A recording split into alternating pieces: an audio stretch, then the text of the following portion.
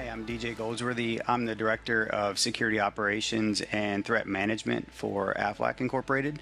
Aflac is the world's largest supplier of supplemental insurance. In my role, I am over security operations, security research, engineering, and enterprise vulnerability management. So a lot of the frontline aspects of cybersecurity and the detect, defend, and respond aspects of security. So have about 7 teams under me today. Hi, I'm Jerry Perullo. I'm the Chief Information Security Officer at Intercontinental Exchange, owner of the New York Stock Exchange. Sure. My name is Jason Lang. I am the team lead of the targeted operations team at TrustedSec, which is an Ohio-based security firm. My primary role is I do red teaming. The target operations team is responsible for engagements that are slightly longer in length and, as you might infer from the name, driven by targets. Hello, my name is Kim Burton, and I'm the Information Security Education Manager for SBG Security Business Group at Cisco. And the program that I run tries to enable positive security culture as well as supporting excellent security education, awareness, and training for all of my peers. Hi everyone, my name is Josh Uvor. I'm Chief Information Security Officer at Tessian. At Tessian, I lead our security programs and our threat intelligence group, and we focus on protecting our organization, our customers, and delivering trustworthy outcomes to everyone who uses the Tessian product suite. Hi everyone, so my name is Reema Jethwa and I head up the insider risk function at Schroders Personal Wealth. SPW is a brand new company established in June of 2019 as a joint venture between Lloyds Banking Group and Schroders, and the Infosec team was formed at the height of the pandemic when I joined the team. My name is James McQuiggan. I'm a security awareness advocate over at KnowBe4, and one of my favorite roles I've ever had within my career, because I get to go around and I talk to people about cybersecurity, making sure that people are aware, keeping it top of mind, making sure they're not clicking on any of those strange links and falling victim to any type of identity theft or phishing and social engineering scams. Hi, my name is Jess Byrne. I'm a senior analyst on Forrester's security and risk team. I cover the role of the CISO and their programs, as well as email security and incident response and crisis management. Hello, everyone, and welcome to Tessian's Human Layer Security Summit. I'm Stacia Timpanik, Solutions Engineer here at Tessian, and I'm so excited to be your host today. On behalf of everyone at Tessian, I want to thank you all for tuning in from across the world today. We started this event with one goal in mind: to bring CISOs, InfoSec leaders, and cybersecurity trailblazers together to discuss and share the very latest insights and strategic playbooks in human layer security. We've heard time and again from industry leaders and reports that human error is the most common cause of data breaches. These errors, or oh shit moments, are huge drivers of risk, whether it's that moment when someone has just clicked on a phishing email, emailed the wrong person, or sent the wrong attachment. So, whatever security oh shit moments are keeping you up at night, we're tackling it all today, giving you the tools to shore up your defenses and help you become a security trailblazer. Today, we've gathered some of the best and brightest minds in the industry to give practical advice on how they've applied human-centric security strategies to solve these urgent challenges. Our guest speakers include leaders and cyber visionaries from Fortune 500 companies, including Cisco, Intercontinental Exchange of the New York Stock Exchange, and Aflac, to analysts and experts from Forrester, GovTech Singapore, and many more. So, while you can just sit back, relax, and enjoy the sessions we've got lined up, there's ways you can get involved too. For those of you who are joining via LinkedIn Live, there's a link to the chat in the description below. If you're sharing your top takeaways on LinkedIn or Twitter, please remember to include #HumanLayerSecurity so that we can join your conversation. And if you experience any technical difficulties, you can contact us directly at events@tessian.com. Last but not least, on the tab next to your screen, don't miss our resources panel. There, you can find a ton of useful guides, like the latest Forrester research report we're unveiling today, and complimentary access to the Gartner Market Guide for DLP, where Tessian is named a representative vendor, plus many more. So, without further ado, let's begin. I am delighted to introduce our first session, hosted by Tessian's Chief Information Security Officer, Josh Yavor. Hi everyone, I'm Josh Yavor, Chief Information Security Officer at Tessian. Today we're here to talk about latest research out of Tessian, specifically sharing everything that we've learned from analyzing over 2 million malicious emails that made it through secure email gateways. And to help us explore what successful phishing attacks look like today and how we can better protect ourselves in conjunction with our research findings, I'm delighted to welcome James McQuiggan, Security Awareness Advocate at KnowBe4, and Jason Lang, Targeted Operations Team Lead at TrustedSec.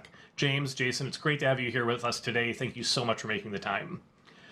I'd like to kick off by diving right into our first question. And James, this is going to come to you. So we've seen millions of malicious emails that are getting past secure email gateways. What's going wrong? What's your take on what we're observing there?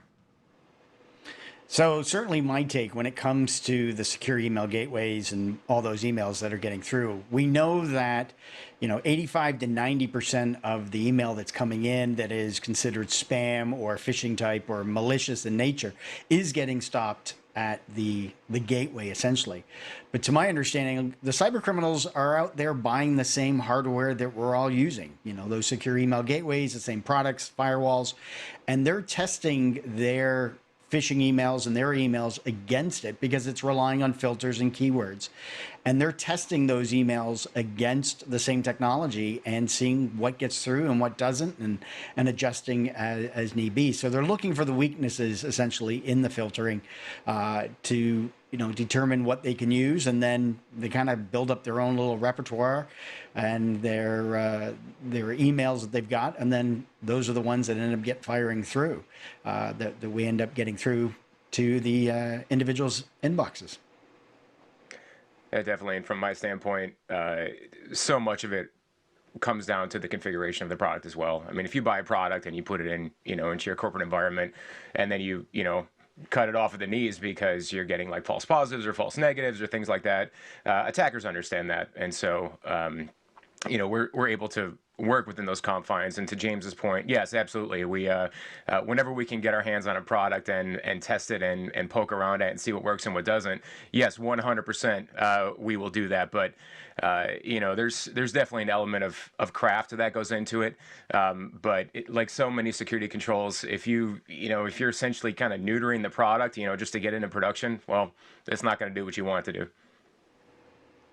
Yeah, thank you both. And I think that, from my perspective, one of the things that stands out as well, based off of what each of you shared, is that, the traditional approach of filtering based off of specific indicators and rules that lends itself to confidence in detection of those indicators, perhaps, but it also creates a testable situation for adversaries, right?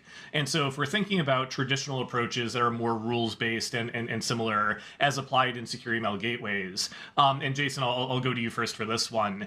If secure email gateways and traditional application of rule sets, as we just discussed, are letting us down in some regards, and employees are becoming more of our last line of defense, how do we get to a point where we can rely on people, and can we rely on people to detect more or even close to all attacks? Well, the answer is no. No, you can't rely on people. That's why we have defense in depth. And when I say rely on people, I have to be careful with that, because people are going to do what they're trained to do. If you have someone that has no training and an email comes in and they're not sure how to handle it, they're going to default to an instinct. And so that's why, good security awareness training, and this is, I have a huge beef with the industry on this when it comes to actual, good security awareness training. But good security awareness training is so important. If a user doesn't know what to identify and they've never actually seen the consequence of a phishing attack, well, they're going to have no idea what to do. And quite honestly, I don't blame them. So, like I said, to James's point, as far as, percentage of things being blocked, that's fantastic. It's great to hear that all that stuff is getting blocked. But at the end of the day, a crafty attacker is going to get something in the door, and the user is going to have that moment where they have to decide what are they going to do, and they're going to fall back to their training in that moment. Yeah, exactly. And to echo what Jason was saying, the training is a key part of it. And a lot of the times people can go through that training, but then just not care about it. We're a prime example. We're all in our cars every day driving down the road, and we see the speed limit says, 100 kilometers an hour or 60 miles an hour, but we're still doing 70 or 120. We're aware, but we don't care. And a lot of the time, people are missing the reason why. And they're missing that understand that why they have to make sure that they check their links and make sure they're, when a strange email comes in that gets past the gateway, that they're taking the moment to look at that and get that understanding of what that email is asking them to do, and whether it's a phishing email or not, but having that awareness, having that understanding. And it's not just your training that, you do it once a year and hope that, folks aren't clicking on links. It has to be a continual process, and eventually work towards having a security culture within your organization versus just having that awareness and training. Yeah, and I think those are great examples, James. And Jason, I 100% agree that, especially when you look back on the previous practices and practices to date for security awareness training, we're really falling short of the mark in many implementations and approaches. And, James, to your point, I think taking into account the realities of human behavior, both in products and technology, but also critically in how we actually train our employees and empower them to make the right decisions at the right time. Those examples that you shared are perfect jumping off points actually for this next question. James, I'll start with you for this one. Kind of getting a little bit more technical in terms of these experiences. We know that attacks aren't always predictable in what they seem on the surface. Oftentimes, these training programs and our traditional approaches are very transactional with one point of contact, specifically an email that has a malicious attachment, a email that has a malicious link in it. But our research found that 76% of malicious emails don't start with things like an attachment. And additional research found that a lot of these attacks start with a otherwise seemingly benign with no attachment and no phishing link included. So how is security training today, or a future vision that you have, accounting for zero payload attacks? And what are your thoughts there? Yeah, so a lot of people, or most training programs, are going to have the examples where you've got an email that's got a link in it, or it's a fresh email and it's in the English in it or the language in it isn't written well, and that's kind of the key sign. And we've evolved way past that. Cyber criminals are using people from those countries to get them to be written so that it's properly understood. They're not they don't have, sometimes not even have the links. And a lot of the times that we see with business email compromise, there's been a lot this year with regards to gift card scams, and those emails will start off with, "Hi, are you in the office today?" And it's going to be coming from somebody in authority within the organization. And as human nature, we're geared so that we respond to somebody that's a manager or CEO, somebody of that authority, and we go, "Yeah, no, I'm here today. Is everything okay? What's up?" And human nature, we want to support or help out, because when the boss is asking for help, we want to answer. And so a lot of folks, are kind of driven towards responding to that, rather than, if they do respond, let's see what this is about. And then the cyber criminal is going to build up that social engineering con game with the victim to build a quick rapport. They may mention something about, something in the office or something that's happening within the organization that's publicly known, but again, working to build that rapport. And then eventually hit them with the request of, "I need you to go buy these gift cards," or, "Hey, check out the new pictures taken on my new camera," or, "I've been on vacation, have a look at these images." And a lot of the time, people have feel that this is who it is, and have that trust, and unfortunately end up clicking on the link or then going forward with the attachment and the actual attack. So the criminals are evolving and mixing up their game different than what they're seeing or what's being given to folks with regards to the security awareness and training.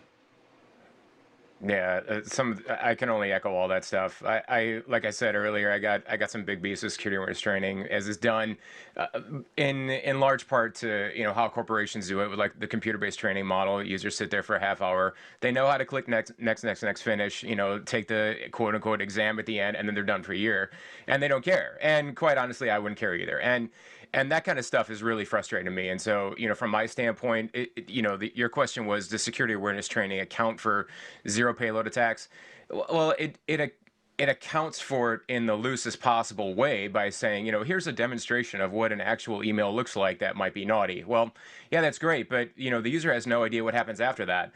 When I give security awareness training, there's always a demo involved. You're like, okay, you click the link. This is what command and control looks like. This is what it looks like for me to download your passwords.txt file. I mean, that kind of stuff has to happen in computer awareness training or in security awareness training. Otherwise, users are like, this is dumb. I have a gazillion meetings and I don't care, and they just next through the exam and it's over. So, no. The direct answer to your question is no. It's not accounting for it in any meaningful sense.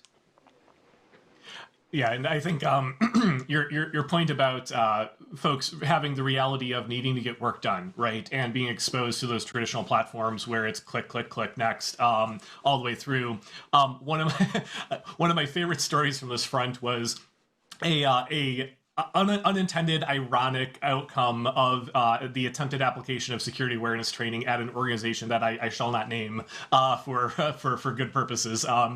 But the implementation of security awareness training actually led to unintentionally and like not part of the designed outcomes for application security training, because we found that there were motivated engineers in the organization that reverse engineered the actual client-side code in the browser to figure out how to build a repeatable test program that actually automatically brought them through all the completion stages of that training. And it was a really interesting outcome because they actually learned a tremendous amount about application security, but that was not the goal of that training. So, Jurassic Park was life finds a way. I don't know how that correlates here, but engineers will find a way, perhaps. So, actually, let's, Jason, let's come back to you then. So this is more of, a future-looking, innovative theme here. So imagine that you have a magic wand that makes engineering and product priorities a thing and budgets a thing, and you don't have to worry about those. So at Tessian, we focus our phishing solution on approaches that are able to actually leverage observations of human behavior to detect things that other rules-based systems miss, things like third-party account takeover and the zero payload attacks that we just talked about. And what we really try to do is focus on giving in-the-moment coaching and educational context to users to make a good decision. What are other innovations or technologies that come to mind in terms of how we can be more effective at protecting users and coaching them in these moments? So you have the wand, you have the budget. What would you do with it? Yeah, so much of it is tactical. In other words, the user is, when users are being trained or things like that, they're focused on the email themselves, on the email itself. What do I do in this specific moment? And all that definitely has a place. One thing that I don't see a lot of is correlation. So, for example, when I send a spear phishing attack, I might send it to 5 users. All right, long gone are the days when, as a determined intruder, I'm not doing drive-bys where I'm sending, a million emails, spamming the internet. I'm not doing that. All my attacks are spear phish based. So I'm going after very small select users or group of users that I've researched. If you send an email to 5 users, and let's say that they all land in the inbox, 1 user clicks, you get command and control. 3 users ignore it. 1 user, is diligent and says this email's naughty and hits the plug-in button that says report this. And so what happens? Well, if the security team is doing their job, they're going to track down everywhere that email went and actually do analysis on the user's machines, all of them. Otherwise, what I normally see is some security dude, burnt out, tired, at the end of a long day. He's like, all right, I'm going to block this domain, blocks the domain, and then goes home and then thinks, all right, we're safe. And that's a problem. And in my opinion, like, innovation is pretty straightforward when it comes to just doing the basics. So when a phishing email comes in, you block the domain, that's great. But, you know, as an attacker, my C2 domain is different than my sending domain. My payload domain is different than my C2 domain. So what have you actually blocked? Chances are just the SMTP domain.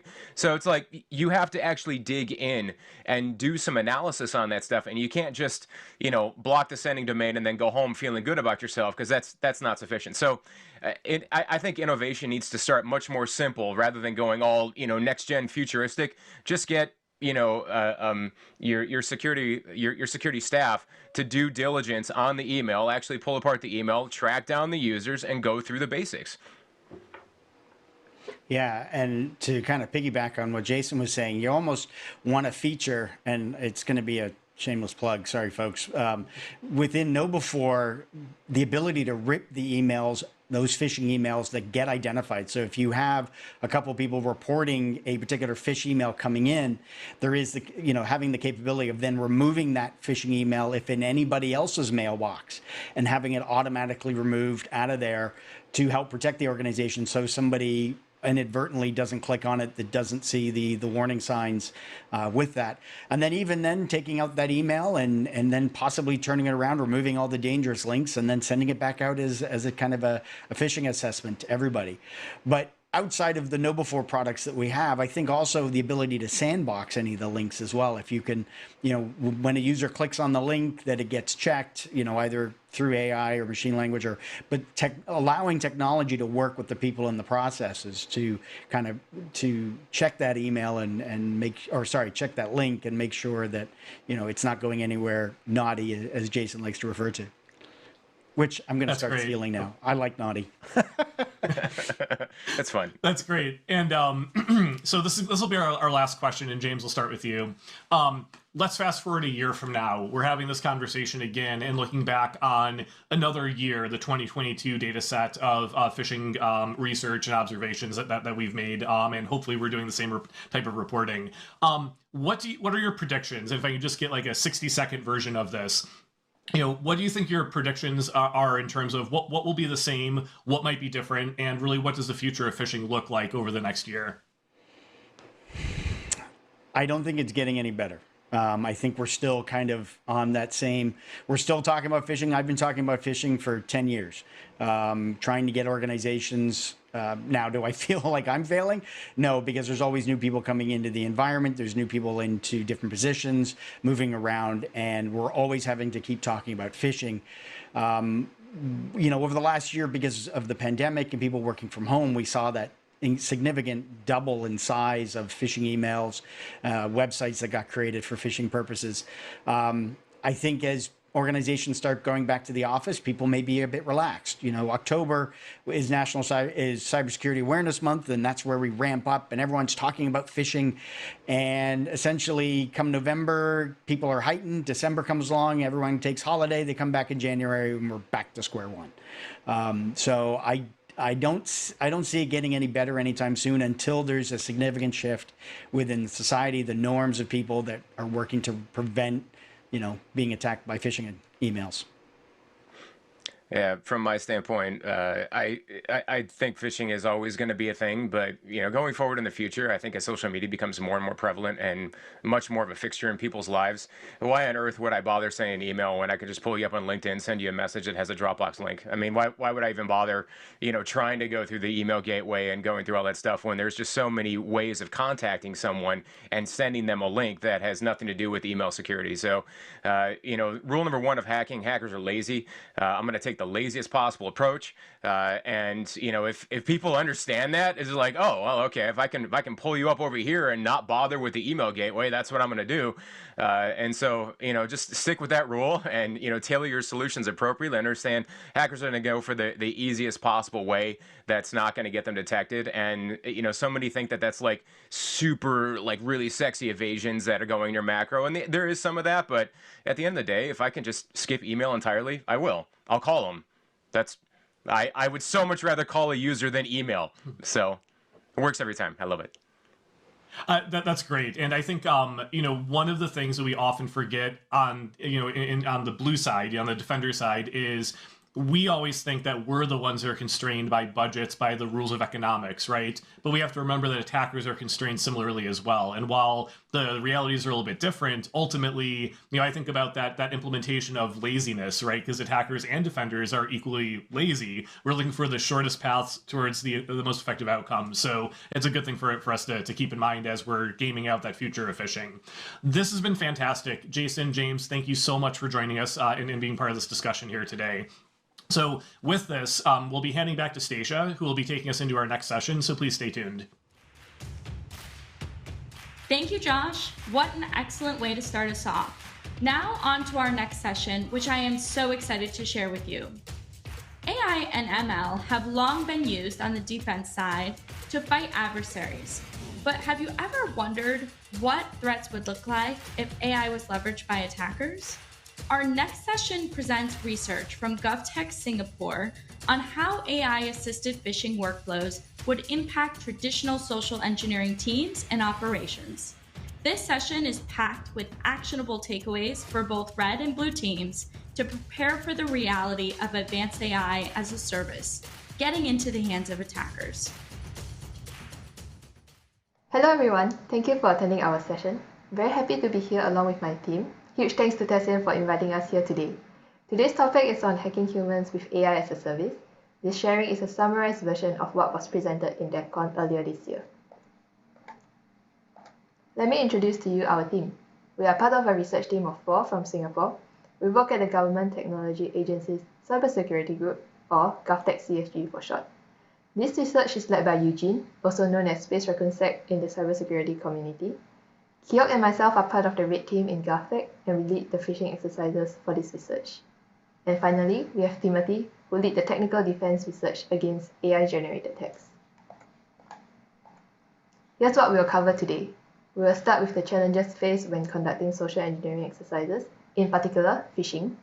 Next, we'll have a quick look at the recent advances in AI and how the challenges faced in phishing could be addressed with AI as a service. Finally, we'll examine the viability of human hacking using AI as a service.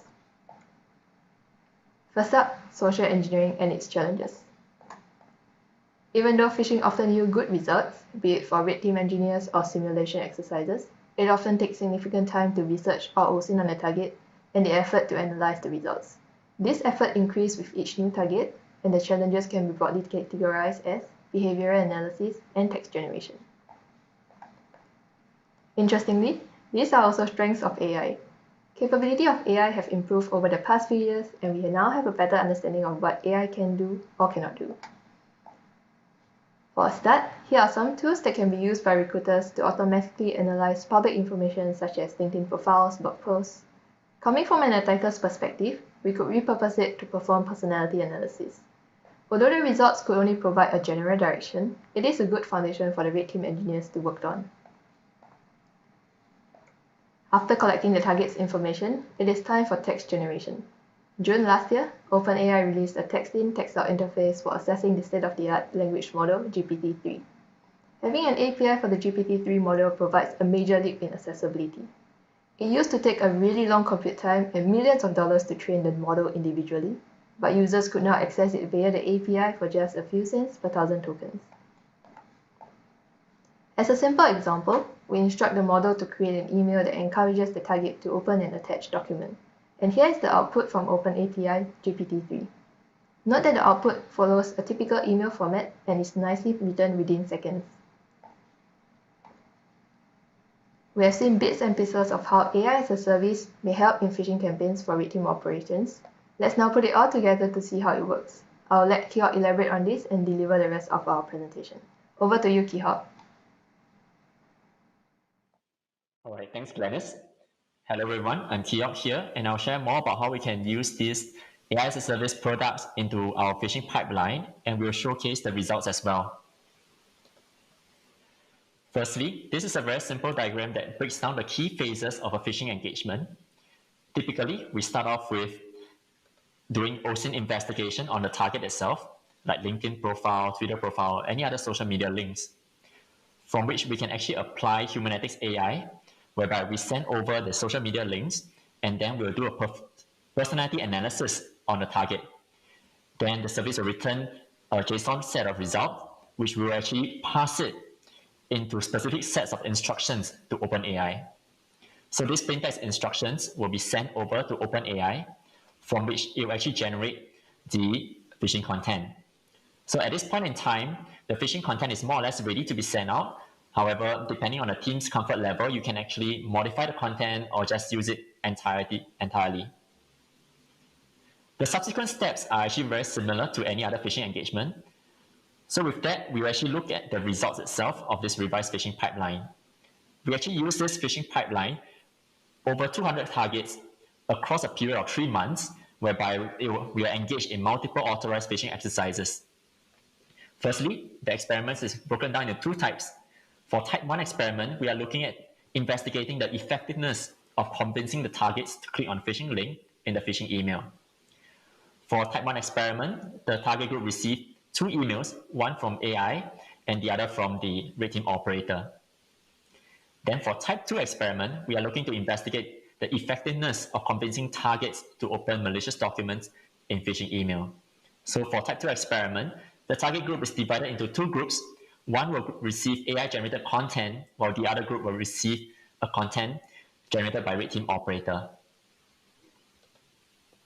So we look at the design, the setup of type 1 experiment. Firstly, we start off with mass phishing campaign, from which we identify targets for spear phishing campaign itself. For mass phishing campaign and spear phishing campaign, we actually look at a few key metrics. For example, the number of targets who click on the phishing link. Then subsequently, we look at the activity that they did on the phishing site itself, whether they actually interacted with the form itself. The table you see here is simply the sample size for each of the exercise run. We conducted 3 exercise runs for type 1 experiment. So these are the results for stage 1, basically the mass phishing campaign. How we can analyze this chart is that first we look at column A, which represents exercise A. We look at the bar chart first. What it's trying to say is that 20% of the target actually click on the phishing link, from which we look at the pie chart at the bottom, whereby it says that 80% of that 20% actually interacted with the form on the phishing site itself. So from this experiment, we observe that exercise A and exercise C, we see more victims falling prey to AI-generated content. For exercise B, it does show slightly different result. However, the result might be, or rather the difference might be negligible, because the sample size in terms of raw numbers was that simply one more victim clicked on the human-generated content. However, because the sample size is around 100 targets or more, this can be negligible. Next, we proceed with stage 2, whereby we conduct spear phishing campaign from the targets identified from stage 1. From this, we actually observed that exercise A and B, it was evident to us that AI was more convincing to get the target to click on the link. However, for exercise C, we are unable to complete the experiment because our phishing site that we developed was flagged by major browsers as a deceptive site. Next, we look at type 2 experiment setup and the results. So for this, as mentioned, the target group is divided into 2 distinct groups, and they receive content from AI and the content from human operators separately. With that, it was clear to us that AI was actually more convincing in getting the targets to click on the link itself. Finally, these are the key observations from our experiment. We have 3 key takeaways here. Firstly, we observed that AI-based, or rather using AI as a service products into our phishing pipeline was more effective in terms of reducing the time required for phishing content curation and context analysis. Secondly, we observed that AI-generated content was in general more convincing. However, we still need more data to support such claim because there might be other variables at work. And lastly, we also observed a varying degree of governance when it comes to access to AI as a service products. For example, when it comes to OpenAI, there was a very stringent validation process whereby we have to state our use case when we register for the account.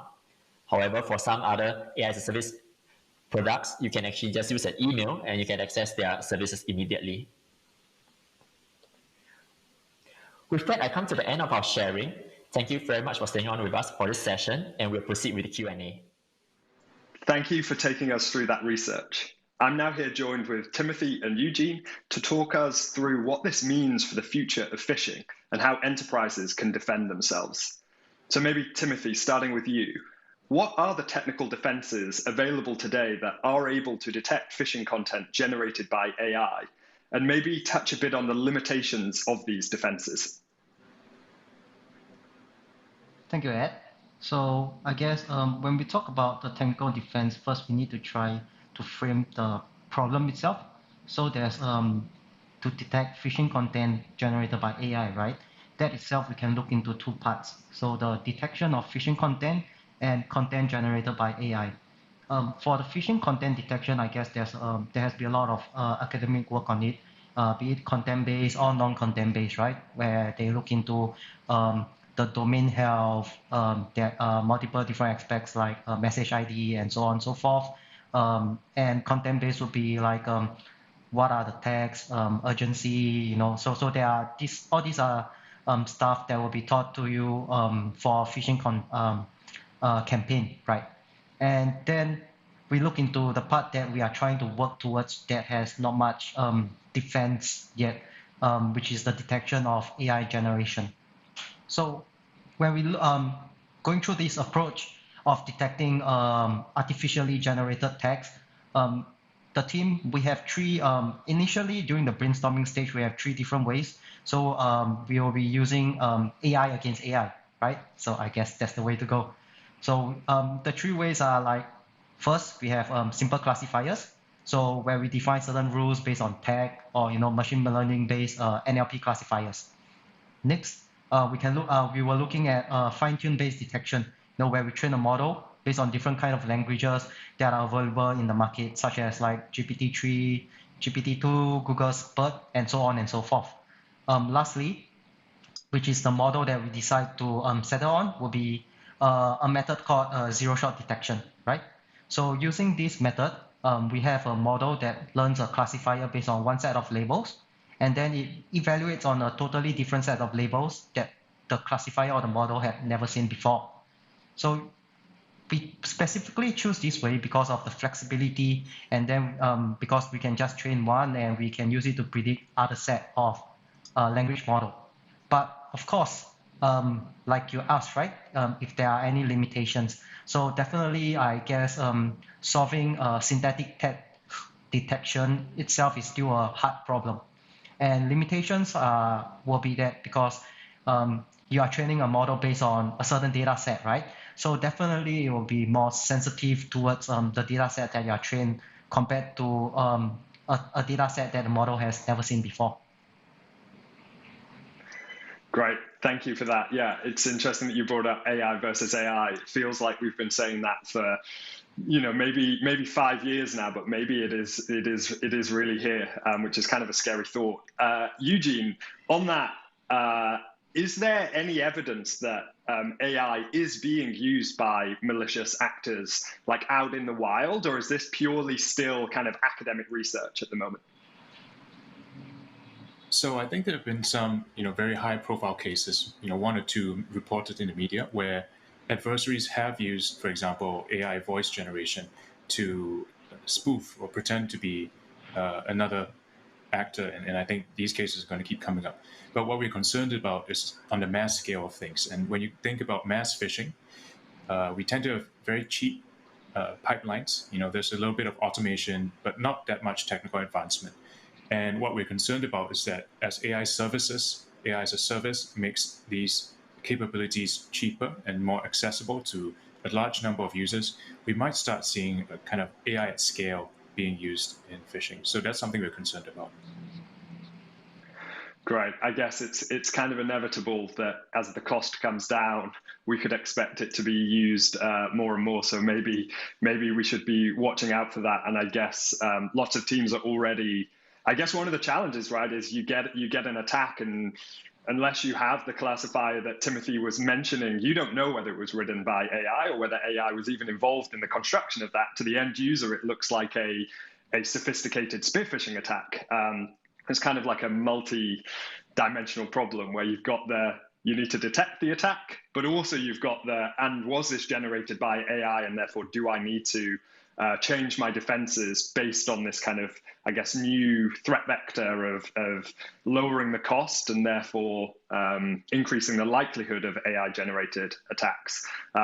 So maybe, Timothy, if you could touch a little bit on what does this mean for the future of phishing, for the future of, you know, sophisticated, social engineered spear phishing attacks? Like, where is this going? Is this just the beginning, and we should expect it to get more and more advanced, cheaper and cheaper? Like, what are the timelines, and where does this go? When does it end? Yeah, I guess where we envision the future of phishing. Previously, in the slides, Keok touched about the pain points during a red team phishing operation, and Eugene and you touched upon like how barriers of entry towards AI as a service is growing lower and lower. So we kind of guess that the future of phishing is that you can get easy, scalable, targeted phishing that are very sophisticated at a fraction of the cost and the work or labor needed nowadays, right? So if you look into it, there are frameworks, like humanetics that does human. So it kind of analyzes your character, your personality. So this goes into like red teaming pipelines where you can just like whatever you put out on LinkedIn, Twitter, your social media. So it analyzes your personality, and then that could be part of the phishing pipeline, right? Then you can have a very sophisticated like a pipeline where you start to analyze everything about target, and then you use like GPT-3 to generate like convincing phishing email. And the scary thing is it's scalable, right? So you can have at a click of a button, you can create a targeted phishing email that is very sophisticated, specifically for 100 people, right? Then I guess this would mean that for the future, it gets detection, or even try as a human, right? When I'm reading an email and trying to digest whether it's phishing or not, it gets a lot harder. And all it takes is that one email that is super convincing, and for you to fall prey to.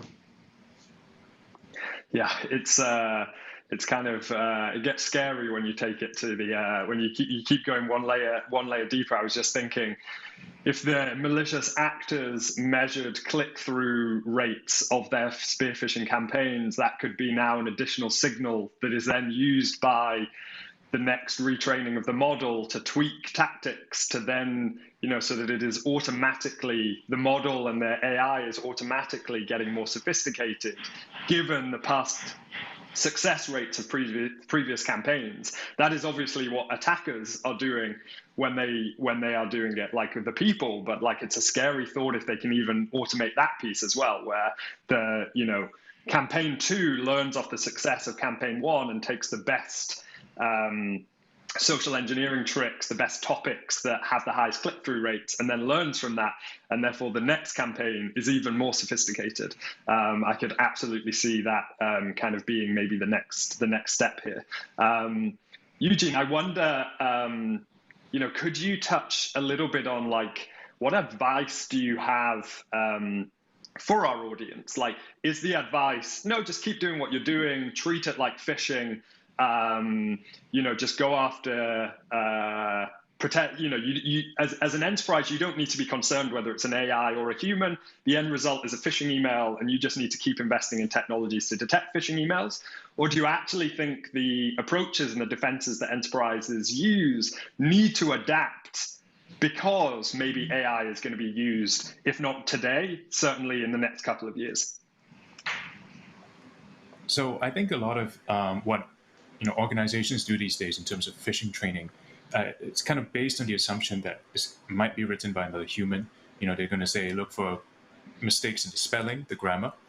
And the problem with that, when we have AI as a service phishing, is that a lot of these markers for phishing are going to be removed. So I think there does need to be some adaptation in terms of the training. And, if there are technical ways you can use it to detect AI-generated text, I think that will be helpful as well. To distinguish between, legitimate AI-generated emails such as marketing emails or just some kind of human recruiting versus AI-generated phishing emails, which is a different matter. And so I think there's just going to be a lot of layers that organizations have to add to their workflow, not just considering the first phishing email that ends up in your inbox, or what happens after that. If the person unfortunately clicks on the link, are there mitigations built in there? And there's just going to be more layers from end to end, from phishing to exploit. I think there just needs to be more robust defenses in that area. Great, yeah. I love that you tied it back to the kind of training and awareness side of things, where you are absolutely right. Like one of the most basic things to train on is, hey, if it's impersonating your CEO, it's unlikely that there are going to be spelling mistakes, or it's unlikely that they are going to use these kind of phrases or poor grammar or poor punctuation. But if you just get to outsource that to an AI, like, it just goes away. It will, especially if that AI has been trained off talks or blog articles that the actual CEO has written, right? And I know that is, in the voice phishing world, that is how you train models to really simulate off, TED Talks or any other high-profile event. So yeah, pretty fascinating stuff. Eugene, maybe just sticking with you, actually. I guess we've talked about the kind of AI as a service and it lowering the cost. Where's the obligation of who regulates that or audits that? Is it on the company that is selling this AI as a service? Is it on government? Is it on regulators? Is it on do enterprises need to be thinking about this themselves? Who is monitoring how these services are being used, and maybe what can we do better to audit those services? So I think there's just going to be a range of these, I think, depending on your geography and how the politics are, and of course how much leeway you want to give businesses. So, for example, in Europe, we start seeing a bit more regulation coming out in terms of the use of AI services, and then businesses might be pushing back in terms of how much they wish to be regulated. And so I think these two, the governance side of things, both on the corporate and the regulatory side, there has to be working together to kind of build out rules of the road about the ethical use of AI services. And we're going to see a lot more of these coming out. And I think New York City just had their own AI strategy, and different cities are coming out on a state level, on a national level. And I think there's going to be a growing consensus on what needs to be done in terms of AI ethics and the application of these services. And what we've seen, for example, with OpenAI is that, I think they're still pretty good in terms of rolling out these very high-end capabilities in a very limited and I think in a very controlled manner. I think that's something we hope to see with more of these services. Yeah, I guess it's definitely from the services perspective, it's about them, raising the bar and making it hard to just sign up with a credit card, anonymously, and just putting these to work in maybe kind of nefarious ways, and actually making it harder, ironically, which maybe impacts their business model in the short term. But in the long term, given regulation, given the focus on AI ethics, it's going to be a very smart business move to kind of make it harder and do that diligence and do that audit of how the service is being used. Otherwise, it will kind of get away from us and they'll all have to be shut down, which I don't think anybody thinks is kind of, I guess, the future of how we want technology to progress. Yeah, super, super interesting. Maybe finally, Timothy, you could just touch a little bit on kind of where are you going next with this research? Is it done? You think you've achieved what you need to? Are you continuing to look and go deeper, try different methodologies? Yeah, just interested to see what you and the group are thinking about doing next. Oh, yeah. So definitely, this is not a one-shot kind of research. Based on the success that we got from this, what our team was looking on is that we were thinking about different ways how it could be integrated into your pipelines. So we talk about phishing pipelines, right?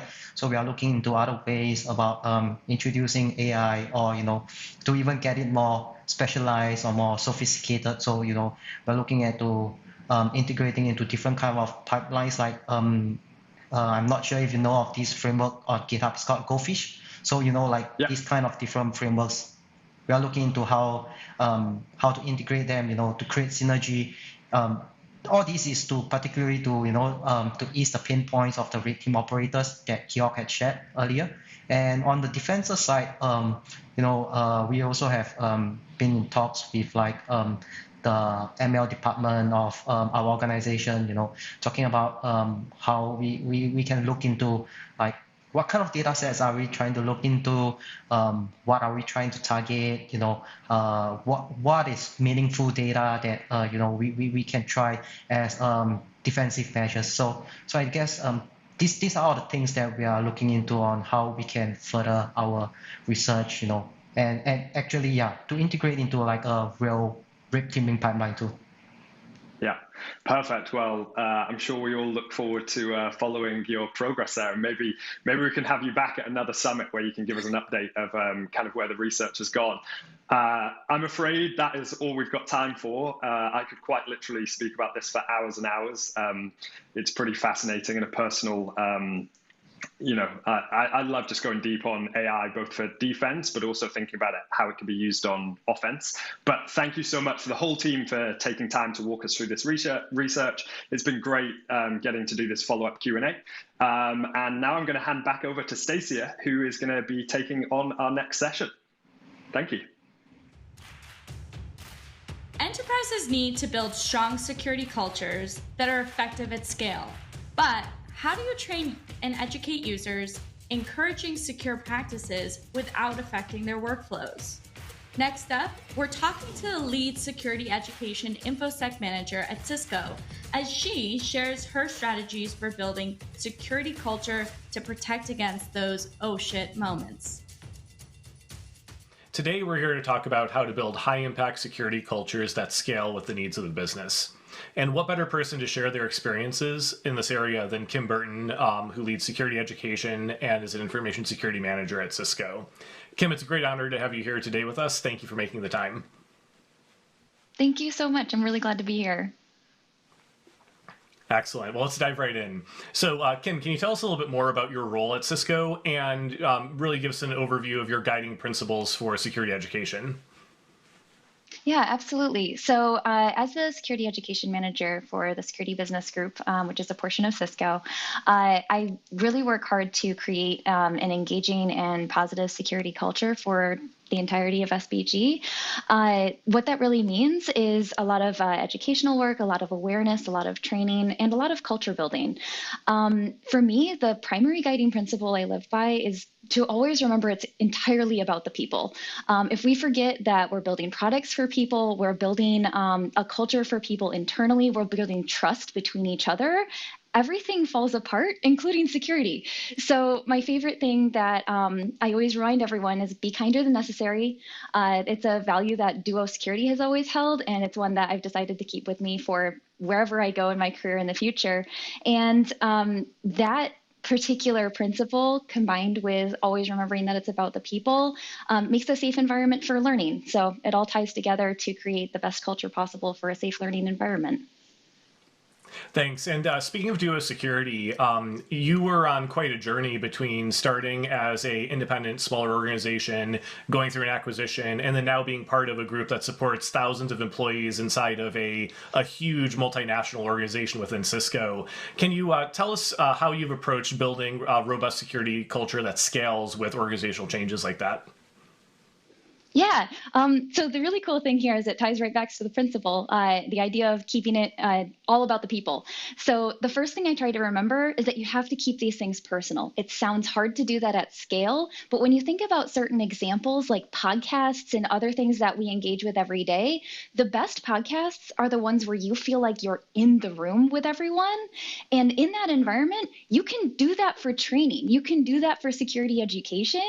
You can actually do that for any kind of training that you have, not just security training. But that kind of personability does actually scale. If you do things like these types of webinars where you're having a conversation and you feel like you're in the room, when you have like security team members show up on video, not just in audio, not just a little email that tells people, hey, do this thing. They're actually like speaking to you directly, those kinds of personal things can actually scale. The other thing I try to do is keep it very simple. Any kind of process that's repeatable and is able to basically keeping something easy and simple rather than just trying to always do something new. You can keep the same format and use the same types of slide decks over and over again, but then change the actual content inside, as long as you keep it towards the things that create the feeling of personability, like narrative. A lot of the work that I do is focused on storytelling. So trying to keep a culture of that storytelling so that people understand where they actually fit in those narratives is really important.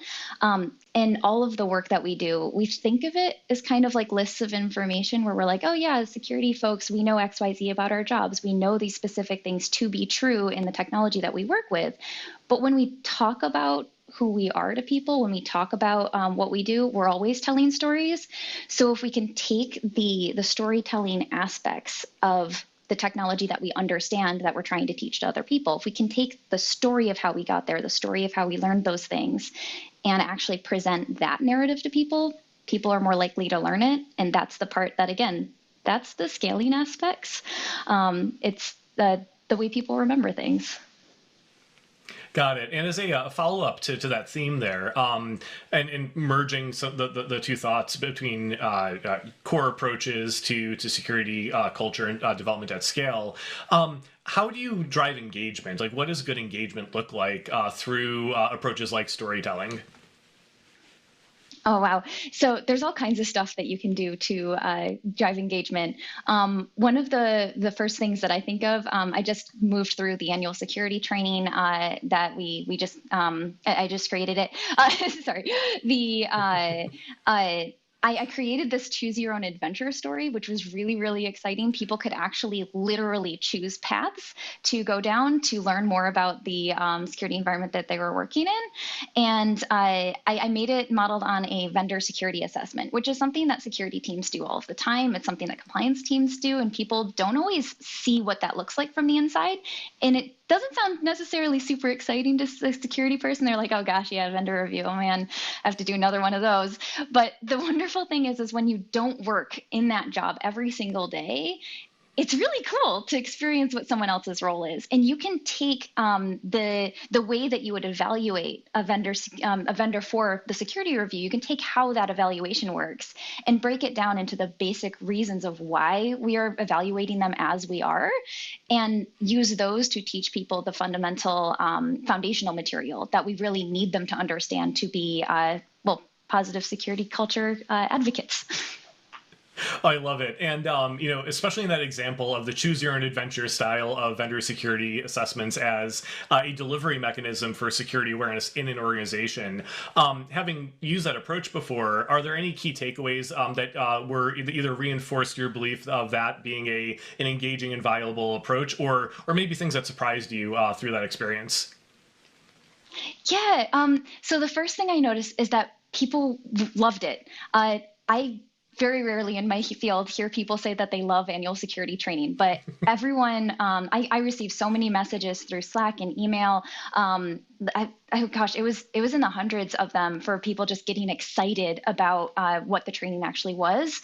And then I actually did retention check from the year before during it. So I was able to also show that people remembered the training that, again, was a narrative-based training material from the year before into this year. And then from there, the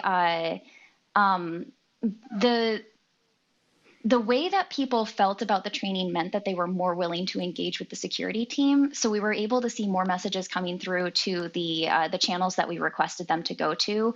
And that was really exciting. And the last thing that I really noticed was that people were asking me for what the next content was. They started looking forward to future security offerings, which I don't think you can ask for something better than people saying, hey, I want more. I couldn't agree more. And I mean, just to emphasize how unusual of an outcome and experience that is in, compared to traditional approaches to annual security awareness training that all too often is just a check the box activity for, compliance or regulatory outcomes and requirements. That's fantastic to hear. Let's shift topics a little bit and look to the less fun examples, perhaps. So at Tessian, we focus on protecting our customers against oh shit moments that are driven by lapses in judgment, in humans tricking other humans, and so on. How do you tackle supporting organizations through security culture and education in the event of, or towards the end of being more resilient to security incidents, but also helping them when they actually find themselves in the midst of a security incident, perhaps for the first time? Honestly, the first thing I think about is just encouraging a culture of vulnerability and empathy. So empathy from the security team side, and then ensuring that people feel safe being vulnerable. One of the things that security teams always need to remember is that when someone approaches us, it's not usually a good day. It's usually some kind of situation where someone's very concerned about something, someone's seen something that they're really worried about. But when they approach us, we need to make that environment safe for them to tell us something that maybe they did wrong. Maybe it's something that they're saying their team did wrong. Maybe it's something that they did not know was a concern at all, and it it has manifested itself as a concern. And when someone has that, you don't want to immediately put them into a defensive posture. You don't want to put them into a situation where they feel shame articulating to you what happened. We need details. We're going to need to know how to mitigate whatever has happened, and we need to know how bad it is. The only way that we can understand those things is if we end up creating a partnership with the people who are approaching us. So we have to make sure that they know that we're there to help, and we have to make sure that they feel comfortable being vulnerable like that in the first place, which is scary. Absolutely love it. Okay, and moving on to perhaps some takeaways for our audience. With over 90% of data breaches being caused by human error, we know this is a tale as old as time these days.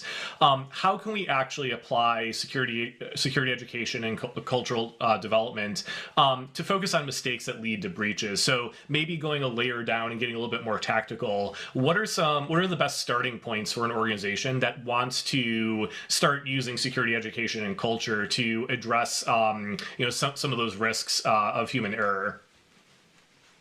So the very first thing that I would say is be visible. I know that sounds strange, but just showing up in Slack channels, showing up in as many emails as possible with your personal name attached, like not signing things like the security team, but actually signing who you are, introducing yourself to teams, hanging out at that proverbial water cooler.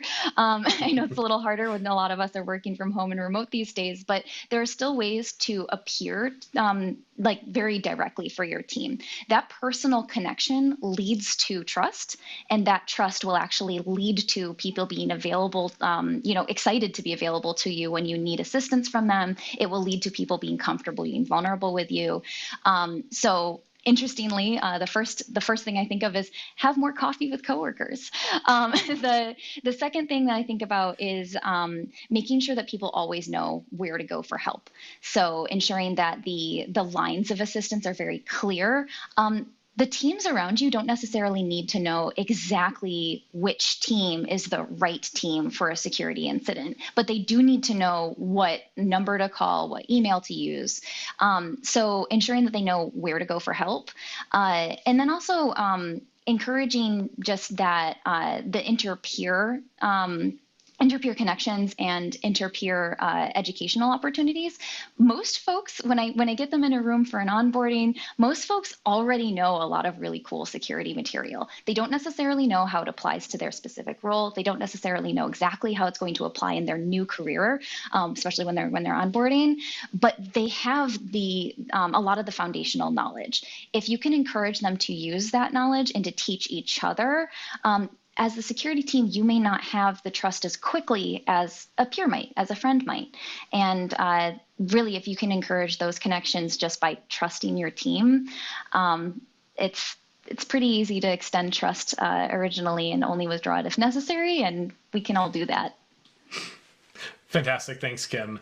So this is the end of our time together. Thank you so much for taking the time to be with us here today. It's been incredibly valuable. I'm going to hand it back to Stacia, who will be taking us into our next session, so stay tuned. Awesome. Thank you, Josh and Kim. Have you experienced or do you suspect advanced phishing attacks are getting past your defenses? If the answer is yes, you're not alone.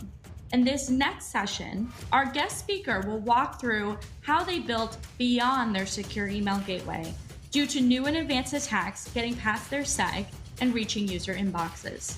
Sit tight for this one. There's recommendations on how to solve for this coming up.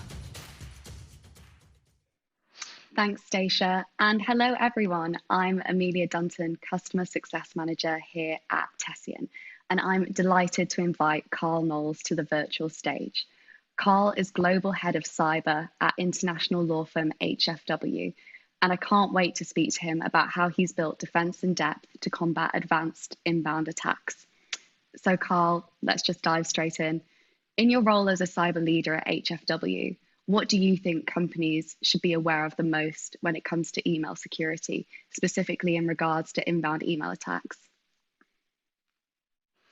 Well, Amelia, firstly, delighted to be here. I think one of the first things we need to consider, and that is email isn't going anywhere, despite the fact that everybody wants it to go somewhere.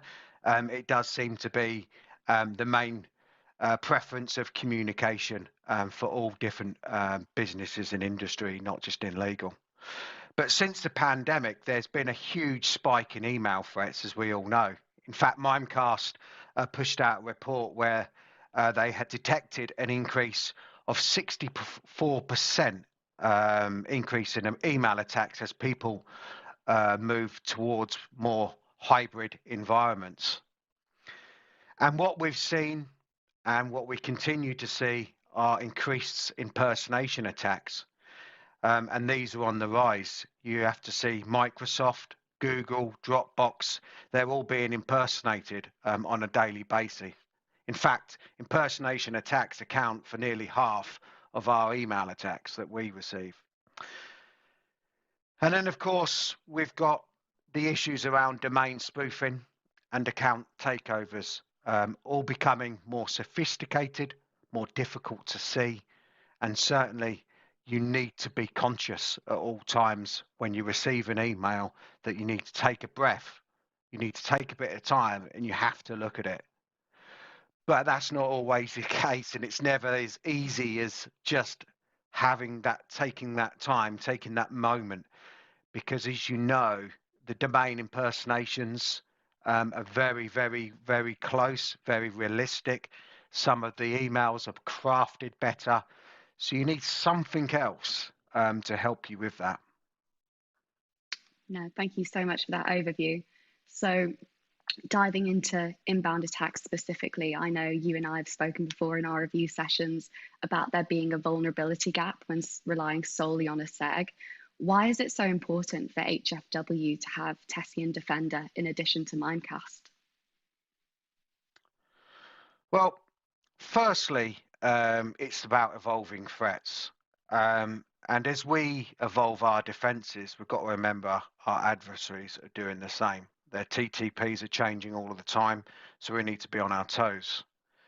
And we've seen the examples of this, as I mentioned before, with the amount of impersonation attacks, where people email from other locations purporting to be from actually areas where they are registered. And this is where you know, we need to be warning our users. But we've also seen with new domains being spun up that actually, why shouldn't you be allowed to create a domain? You know, if you know how to do one, you've got the technical know-how. It doesn't mean to say just because you're creating an email domain that you're going to use it for nefarious reasons. But the secure email gateway itself won't just put that domain on a blacklist, and nor should it, because just because a domain's been spun up, it doesn't mean to say it's malicious. So that's where you need something like Defender to kick in, because the SEG isn't going to block it, because it's going to say, well, actually, Just because you're new doesn't mean to say you're malicious. But then what Defender will do is it will just prompt you as you receive that email to say, hey, you know, this is the first time your organization has seen this new domain. So it just acts as a bit of a pause. But this will also pick up when your normal sender's domains come from a different location, as I said before, with account takeovers. You can be communicating with an organization from Hong Kong, and you can have regular emails, maybe a dozen a day, and all of a sudden an email comes from that domain, but it's not in Hong Kong, it's in the Netherlands. So you need something to do that, because the secure email gateway isn't always going to pick that up. So you need a bit of a, hey, do you realize that this email has come from a completely different location to where that domain normally sends its emails? But most importantly, it's about just-in-time alerts. With the secure email gateway, the email will be placed on hold, but then once you release it and it comes into your inbox, there are no other warnings. It's there.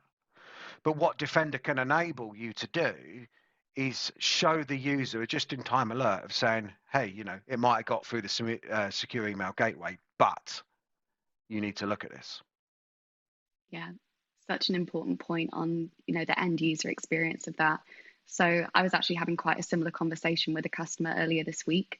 So to actually detect, these kind of attacks, impersonation ones that you're mentioning that are slipping through, you need to detect the impersonation or actual social engineering techniques that are being employed by the attacker, rather than simply the presence of a malicious URL or attachment.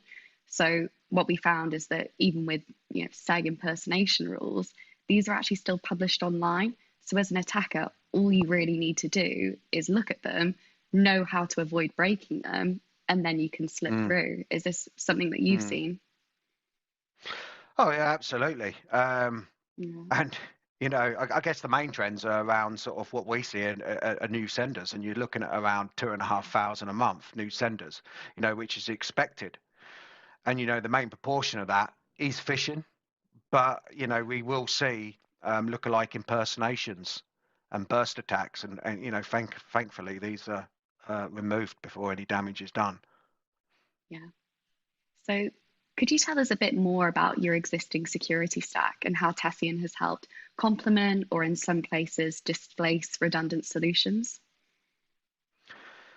Sure, and I like to use an analogy about a football team, which I'm gonna talk about, and I'm going to say how Tessian fits into it. So what we need to do is we need to think about how a 11-player football team is set up.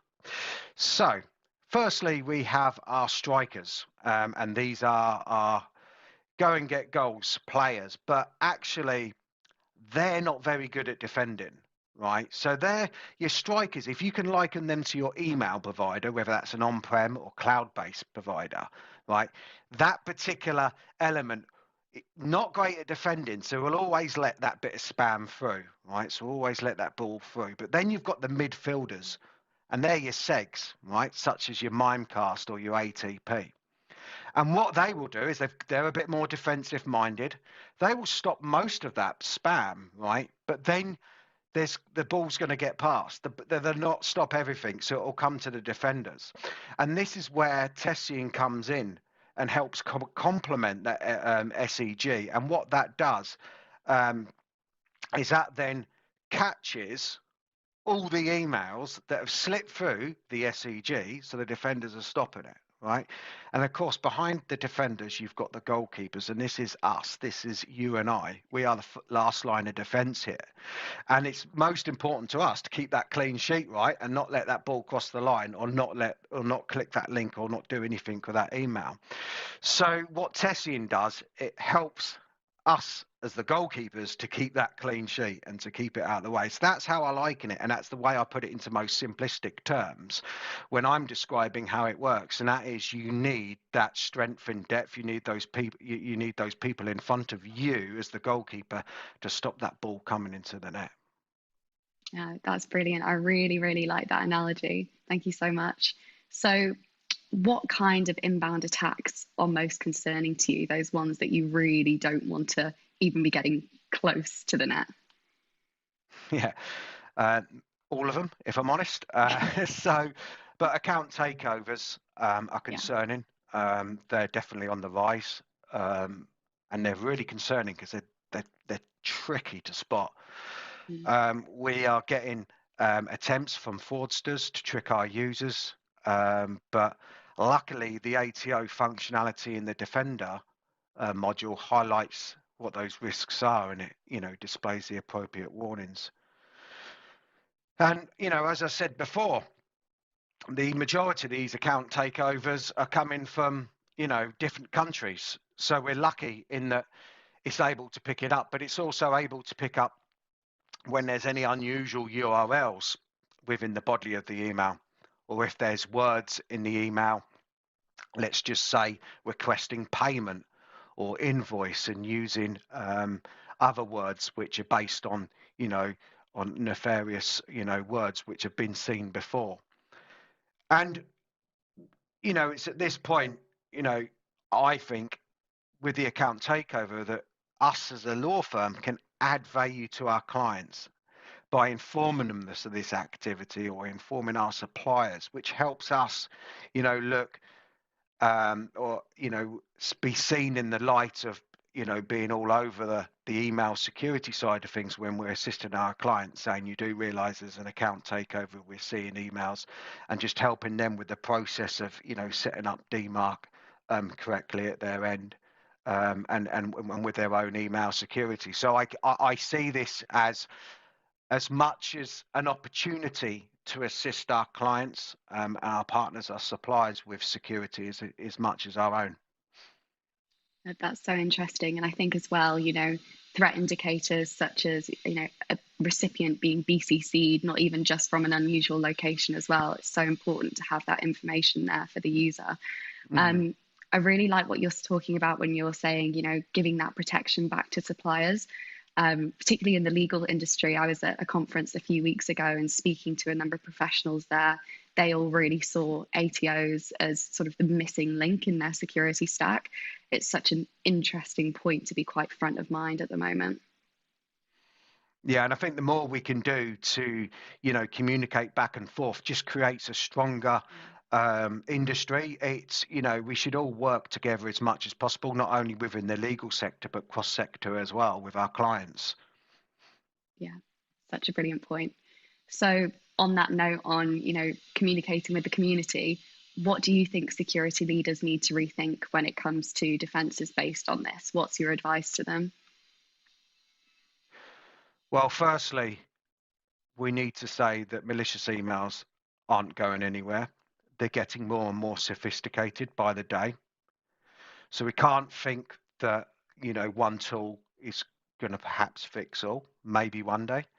But as it is at the moment, is that we've got to make sure that we have the technology to protect our people, but we also need to make sure that our users, as the goalkeepers, as I've referred to, the last line of defense, know what their responsibilities are as well.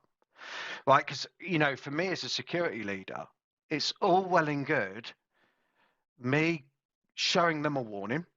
Tessian will show a warning if an account takeover is triggered, or it's a phishing email, or it's a newly observed domain, which is really good. But unless the user actually does something with that and reports that, or blocks it, then it doesn't actually mean too much. Because if they can continue to communicate with that domain, which is malicious, then you've got yourself a problem. It doesn't matter what technology. So the first thing is it's getting more sophisticated, but we need to work with our staff, our users, to make sure that they understand the important role that they play, and that they can't just rely on the technology. All right, the technology is there to support them, but it's not the be all and end all. We also can't expect just our users to spot these emails just with the naked eye. We've got to appreciate that they're working now in more hybrid environments using devices such as mobile telephones, iPads, laptops, computers, and each one of those will display things differently. And depending on where they're working, whether they're working in a train, a cafe, at home, or in the office, what we've got to consider is the factors that are going around them at that time, what their mood is, and what the stresses are going on at the time. And you know, people that want to gain something from them know this, and they will prey on our weaknesses, you know, and you know, by using senses of urgency, by crafting words correctly. And when you're operating in such, you know, in such an environment where you've got multiple things to consider and you're doing a lot of things at a time, this is when you need to take a step back and breathe and just make sure you think before you click that link.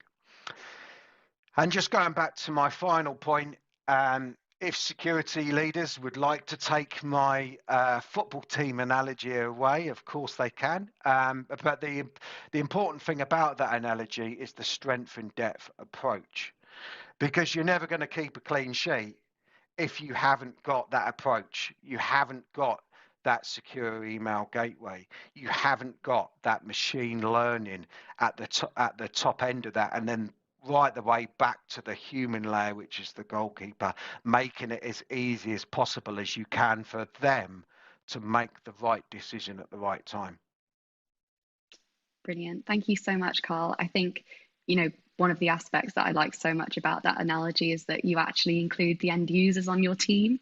So it's really, really brilliant to see that coming through as a human layer security aspect. So thank you so much for joining us. It's been such a pleasure hosting you here today. I'm going to be handing back to Stacia to take you through the next session. So stay tuned. Thank you. Thank you.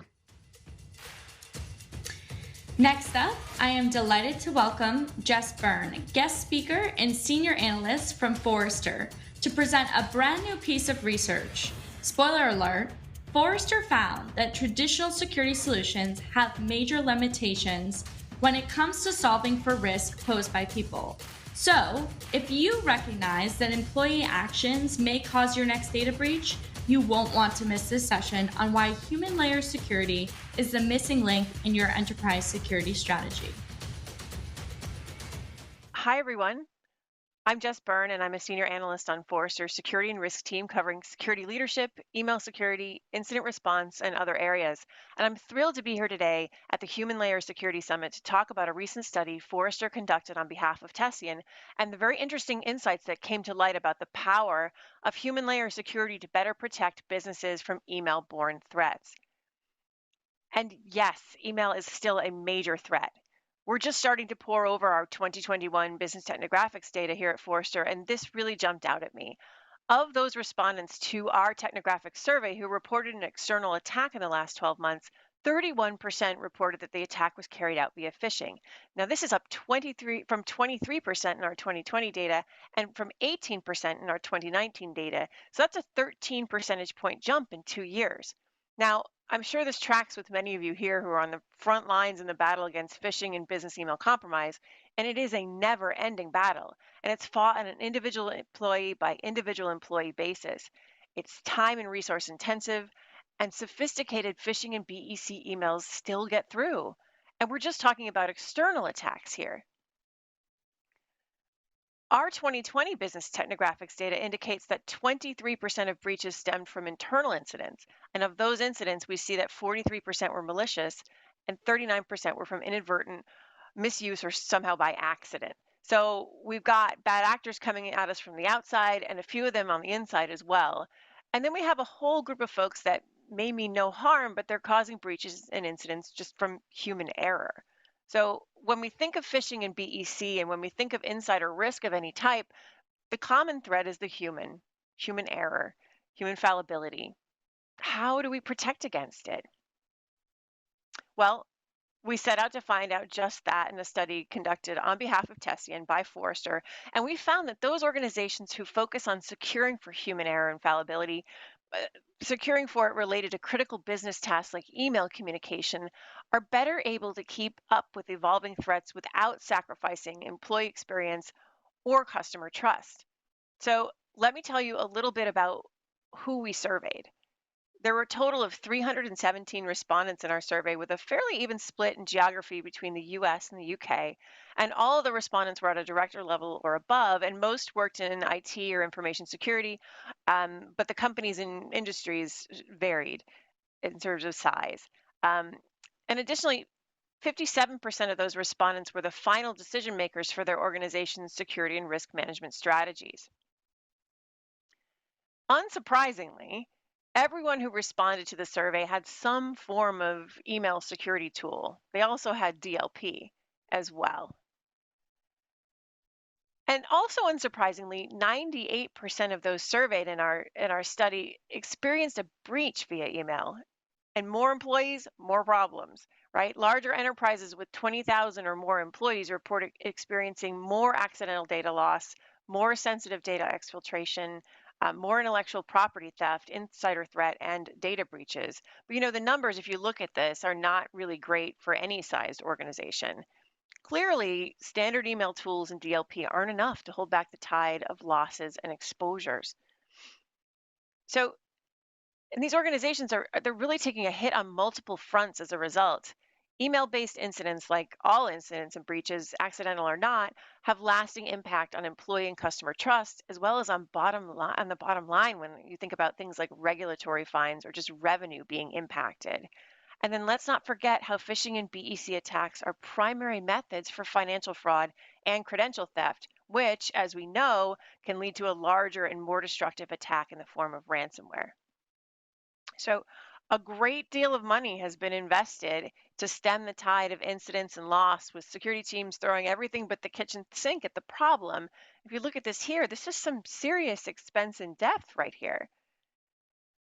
And when we look at inbound threats and data loss related to human error specifically, the respondents to this study are checking all the process boxes, right? They're doing all the things, but they're still spending an average of 5 to 12 hours investigating each phishing or data exfiltration incident as it happens. And then as a result of that, these organizations can spend up to 600 hours a month resolving employee human-related security incidents. That's a lot of time. And at the end of the day, respondents were fairly resigned to dealing with the vulnerability email and human error introduces to the organization. If you look at some of these stats, they're kind of grim, right? I mean, 67% say email is most susceptible to security incidents caused by human error. And over 75% report that 20 or more email security incidents get past their existing security controls. And 1/4 of them say they just can't prevent accidental data loss and misdirected emails. That's kind of grim, no? So what should we do?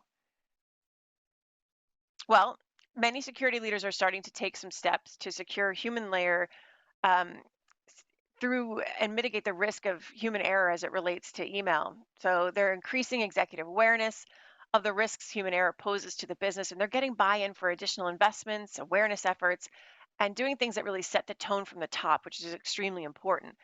They're looking into investing new tools that focus specifically on human behavior and interactions with email. And some of these tools also happen to offer, automation for detection techniques and faster action.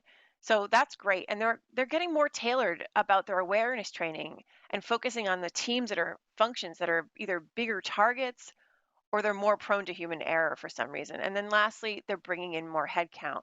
And this is all really, really great to see. And as these leaders are looking into and piloting and adopting some of these new tools out there to reduce the risks posed by human error, they're seeking solutions that allow them to gain visibility into risky human behaviors and build unique security, identity, and risk scores at the individual and employee level. This is great stuff. And then they then want to use all this great data and turn it into valuable intelligence that can feed automated machine learning based threat detection and help them predict and protect against those unknown threats that are coming down the pike. This is great progress in email and human layer security.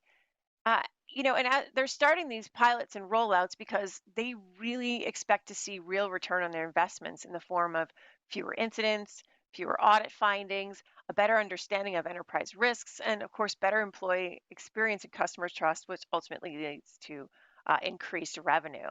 So through this study, we found that security and risk leaders who are already taking a more human layer approach to their email security strategy, they feel a little more prepared to face the security and data loss incidents with their current tech stack than those who have not taken that route yet or gone that route yet. So the folks that are doing this, they believe their email security posture is extremely effective um, at alerting the organization to potential threats or attacks from users' risky behaviors or poor security decisions. But meanwhile, those who don't take that human layer approach, they're the ones that are feeling resigned to that constant battle against email and human error-borne threats. They don't feel as much control over business disruptions. So this was a really interesting study, and I encourage you all to download and check out the paper with more data and detail on human layer security. But in the meantime, I'd like to share with you our recommendations for moving forward with a more human approach to email security and data loss prevention. And first, work with your teams and those in the organizations that are really on the front lines of employee experience. People like tech support, help desk, project or product managers, and developers, and really understand how they complete their tasks and how they communicate. And then think about how effectively your current solutions safeguard the data and their interactions as they complete those tasks.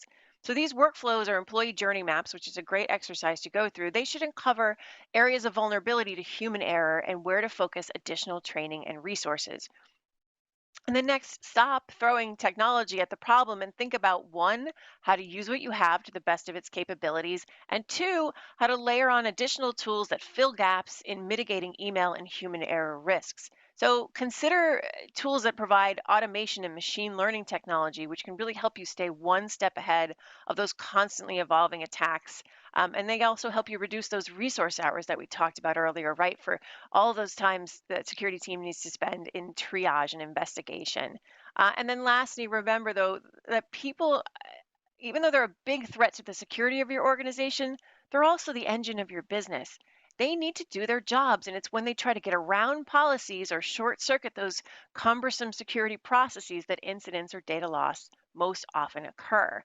So as these security incidents arise, use those moments and consider providing contextual, in the moment coaching, which improves their awareness and it really helps them make the right decisions in real time. Make security everyone's responsibility and a daily part of their lives, right? This approach provides the advantage of applying human layer security with traditional security solutions, and it also results in greater overall protection for your organization. And then the bonus is it changes employee perception of security as this department of no with their focus on roadblocks and confusion into a group that's actually focused on their empowerment and enablement.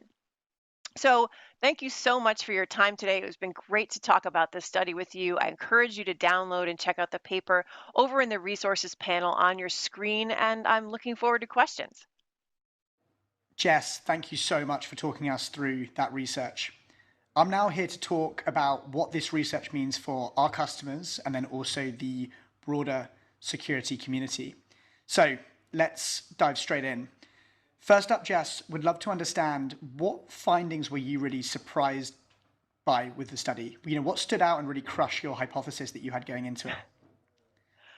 I don't know if it crushed my hypothesis, but it sort of crushed my dreams a little bit. And I think because I was most surprised at the level of resignation that we saw and, in the data for those security leaders and those security pros that they have all the traditional email security and DLP tools in place, but none of them are stopping those sophisticated phishing and BEC attacks. And, it was, what was it, 40% said on average that they see 10 plus employee related security incidents per month that include accidental data loss or, that are, they're seeing BEC coming up there as a top concern. And it was, so again, it was surprising, but it was also it was a little bit sad to see that level of resignation, really, because there are solutions out there that can help, and it's time to start thinking about what comes next for email security as sophistication only continues to rise, really. Yeah, I completely agree. I think there was one stat which really stood out at me from the report, which was 61% of security and risk leaders believe that an employee's action will cause their next data breach. And that's a huge amount of leaders who are betting on the fact that human error is going to cause their next data breach. So then the question falls naturally to hey, what are they doing to prevent it? And I think traditional solutions, and it's referenced slightly in the report, of secure email gateways, legacy DLP providers, they've been around for years. But based on the stat that you just said of 40% see on average 10 plus employee-related security incidents, they're obviously not cutting it when it comes to these nuanced human-related security incidents such as accidental data loss, business email compromise, etc. What do you think are the key missing components when it comes to detecting these more nuanced and advanced human-related security incidents in these legacy providers? Yeah, I think just what people are missing overall right now is context. I think context is a really big missing component, and I think it's really contributing to all those hours noted on the study where, security team members are chasing down and they're investigating these incidents and spending what was the average 600 hours chasing this stuff down. Traditional tools are sort of these reactive like alert machines that rely on rules and filters, and so they lack that context. So there's a lot of noise and there's a lot of false positives, and that's just having people run all over the place chasing these things down. It's really disruptive, and it's kind of a big time waster. So if you're able to use something like machine learning, which has come such a long way, in the past 5 years or so, if you're able to use that to understand how individuals and teams or departments or specific functions work, how they do their jobs, what their workflows look like, and how they're communicating and sharing data internally, with customers, with partners, because partners are also a big issue when it comes to breaches. Third parties are huge for that. But again, it's the humans in those third parties that are sort of contributing to this as well. If you're able to look at how people are doing their jobs, you can better understand when you see abnormalities and abnormal patterns that might indicate somebody's making a mistake or somebody might have malicious intent, and then you can take action before any huge amount of damage is done.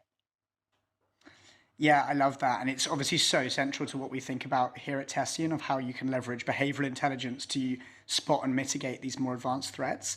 And I think a really key part of it as well is not just being able to spot those advanced threats, but interact with users in a way that resonates with them and actually gains their trust. Because a legacy DLP or a rule-based DLP platform, for example, can be very disruptive, and that can erode trust, which then mean administrators are more reluctant to roll it out. Yeah. But one of the things that was emerged in the report as a top priority was email security specifically.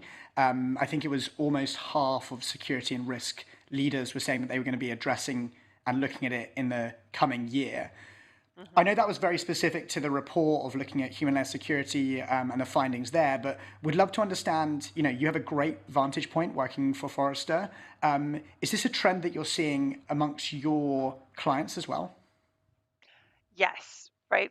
It's email security it's starting to have a bit of a moment. I think it's going to be even more so as we move forward because it's getting back into that spotlight because its role is a big one in these really massive destructive events like ransomware attacks, right? It's often the reconnaissance phase of a larger attack. So there's a lot more interest in awareness and training efforts to help people spot those attempts at credential theft, which can then lead to those attacks, right? We've seen people get in through, VPN credentials and other ways and cause major damage.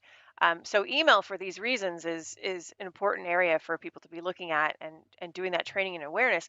Email is also a key input into XDR, which is a popular uh, buzzword now, but the reason people are moving to a solution like an XDR, which stands for extended detection and response, is because it's taking in more than just network activity, right? That traditionally or endpoint activity that's on a laptop, because so much is in the cloud right now, right? So XDR is gaining more market share from traditional endpoint security suites and EDR solutions. So, because again, it brings in things like email. So that's important. And I think we're only going to see this trend in looking at email security and email as an input into larger detection and response solutions. That's going to only increase in the future. Yeah, that's so interesting and something that we definitely see on our side working with our customer base.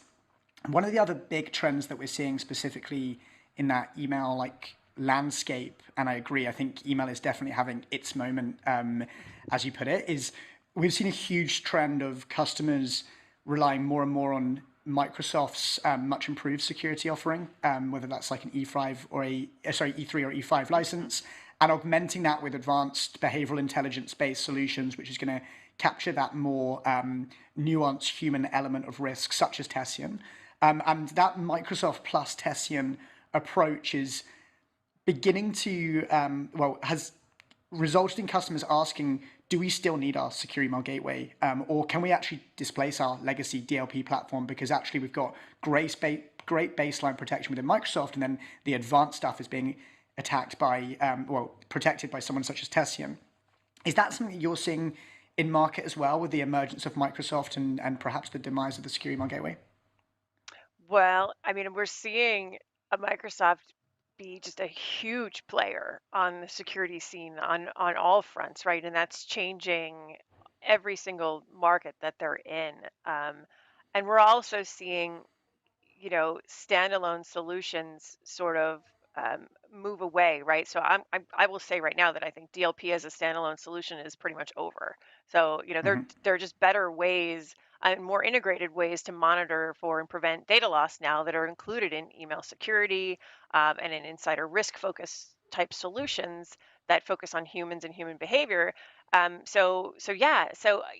it was actually pretty cool to see that play out in the study, right? Because it clearly showed organizations that were taking this more human-centric approach are better prepared to deal with data loss and incidents, and that's not a reliance really on traditional tools. They're better at, they've got these additional insights and visibilities from these investments that they're making into new types of solutions in these areas. And they're taking that insight and they're creating these really sticky in the moment awareness and training opportunities. And that, to me, Forrester, is a big fan of talking about and advocating for changing security culture in organizations. And you don't do that by being punitive and running phishing tests and like just reporting out on that data and then just telling people that they're just not vigilant and doing a bad job, right? You help them make security choices and make security the easy choice in their daily lives. And that relies on a whole new way in looking at people's behaviors. And so, I think that these new solutions and these more layered solutions on top of other platforms are helping with that because they're really, really focused on, again, that human layer. Yeah, it's something that we think a lot about at Tessian. In fact, we had some great discussions with our customer advisory board recently of, if you can understand human behavior and spot things in the moment based on data related to a specific individual in your organization, you can deliver them with a really contextual, in the moment coaching event, which then builds a more positive security culture. And then over time, rather than deploying, a tick box exercise of phishing simulation every quarter, for example, to say, right, we've got a tick in that box, you're actually really meaningfully reducing risk by allowing your employees to understand when the risk is prevalent and what signifies it is a risk. Do you think that then changes the landscape of what security training and awareness looks like in the future as well? I think it does, right? So are you going to remember what some talking head said in a boring 45-minute video that you have to watch once a year and complete a quiz for? Are you going to remember if something pops up and says, hey, we see you're sending something, are you sure you wanted to do this? Or there's some message there that helps people understand what they're doing is actually risky and they may not have known it, right? That's probably going to stick better than watching a video, even if it's funny. I know there's been some great training and awareness videos out there, but the memory it's not going to actually stick in the same way. So yeah, I think in the moment is the way to go with a lot of these training solutions, because you're helping people right in real time as they're trying to do their daily tasks. Exactly, and ultimately it's about creating that moment that someone goes, previously they may have gone, security, that's not my remit. I'm a sales Right. guy, or I work in accounts. Security's not my job.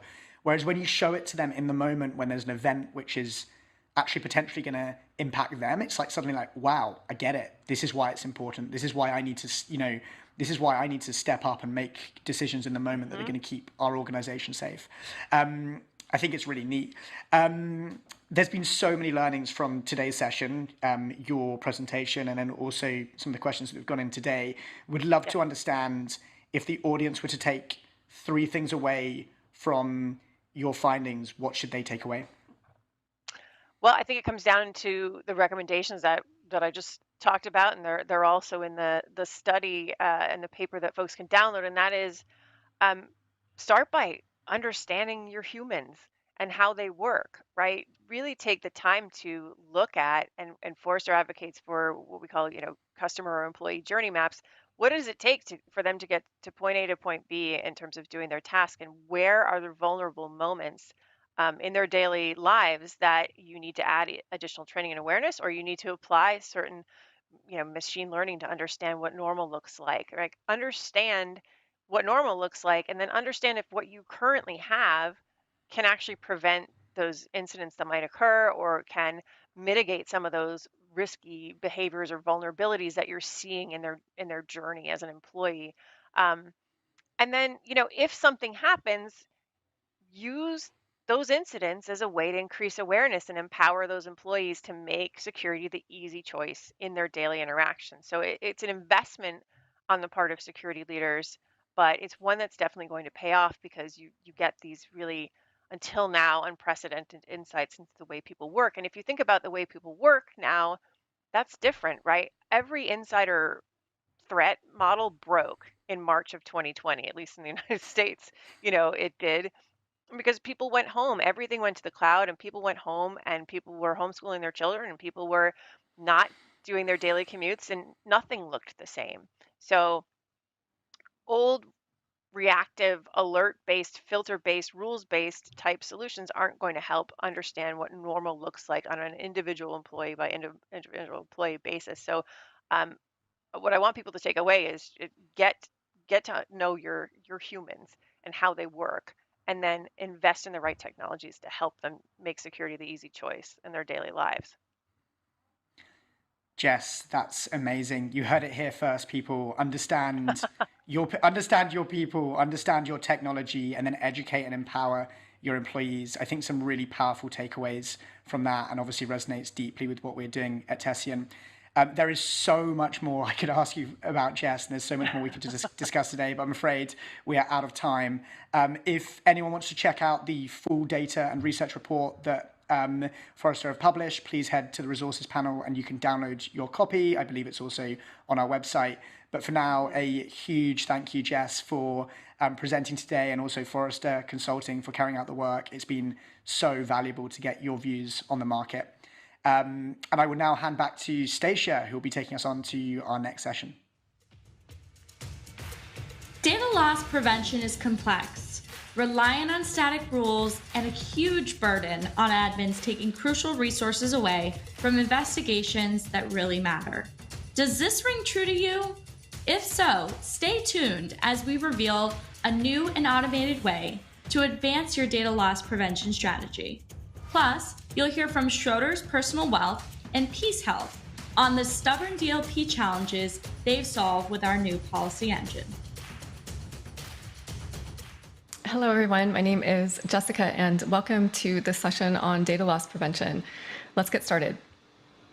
So here are some key takeaways from today's session. I'll start by describing how legacy DLP is failing the modern enterprise. Then I'll move on to some lessons from the front line. So all the insights that we've gained from our customers over the years about their legacy DLP deployments, and some key trends we're seeing in the industry on how the use of this technology is starting to shift. And I'll conclude with some highlights about our recent product launch of Tessian Architect. This is the intelligent DLP policy engine of our email DLP suite. And I'll go over some capabilities and how we're solving for some of those DLP use cases. So simply put, we are seeing more limitations when it comes to rule-based DLP solutions. The problem that most DLP technologies have is that they are entirely based on rules. And the bottom line is you can't define and predict human behavior with rules. And so in regards to this, here are some problems with DLP that we've learned from our customers. The first is around DLP policies. They are typically quite complex and therefore incomplete. They often require you to predict the future. You need to know what the data you're trying to protect looks like, or in other words, the patterns it contains. Implementation can also be incredibly challenging, so this can take several months. I've seen this anywhere between 6 months and 18 months. Lots of fine-tuning is often required, as well as lots of money spent in professional services. And the absence of context in DLP policies also makes it complex.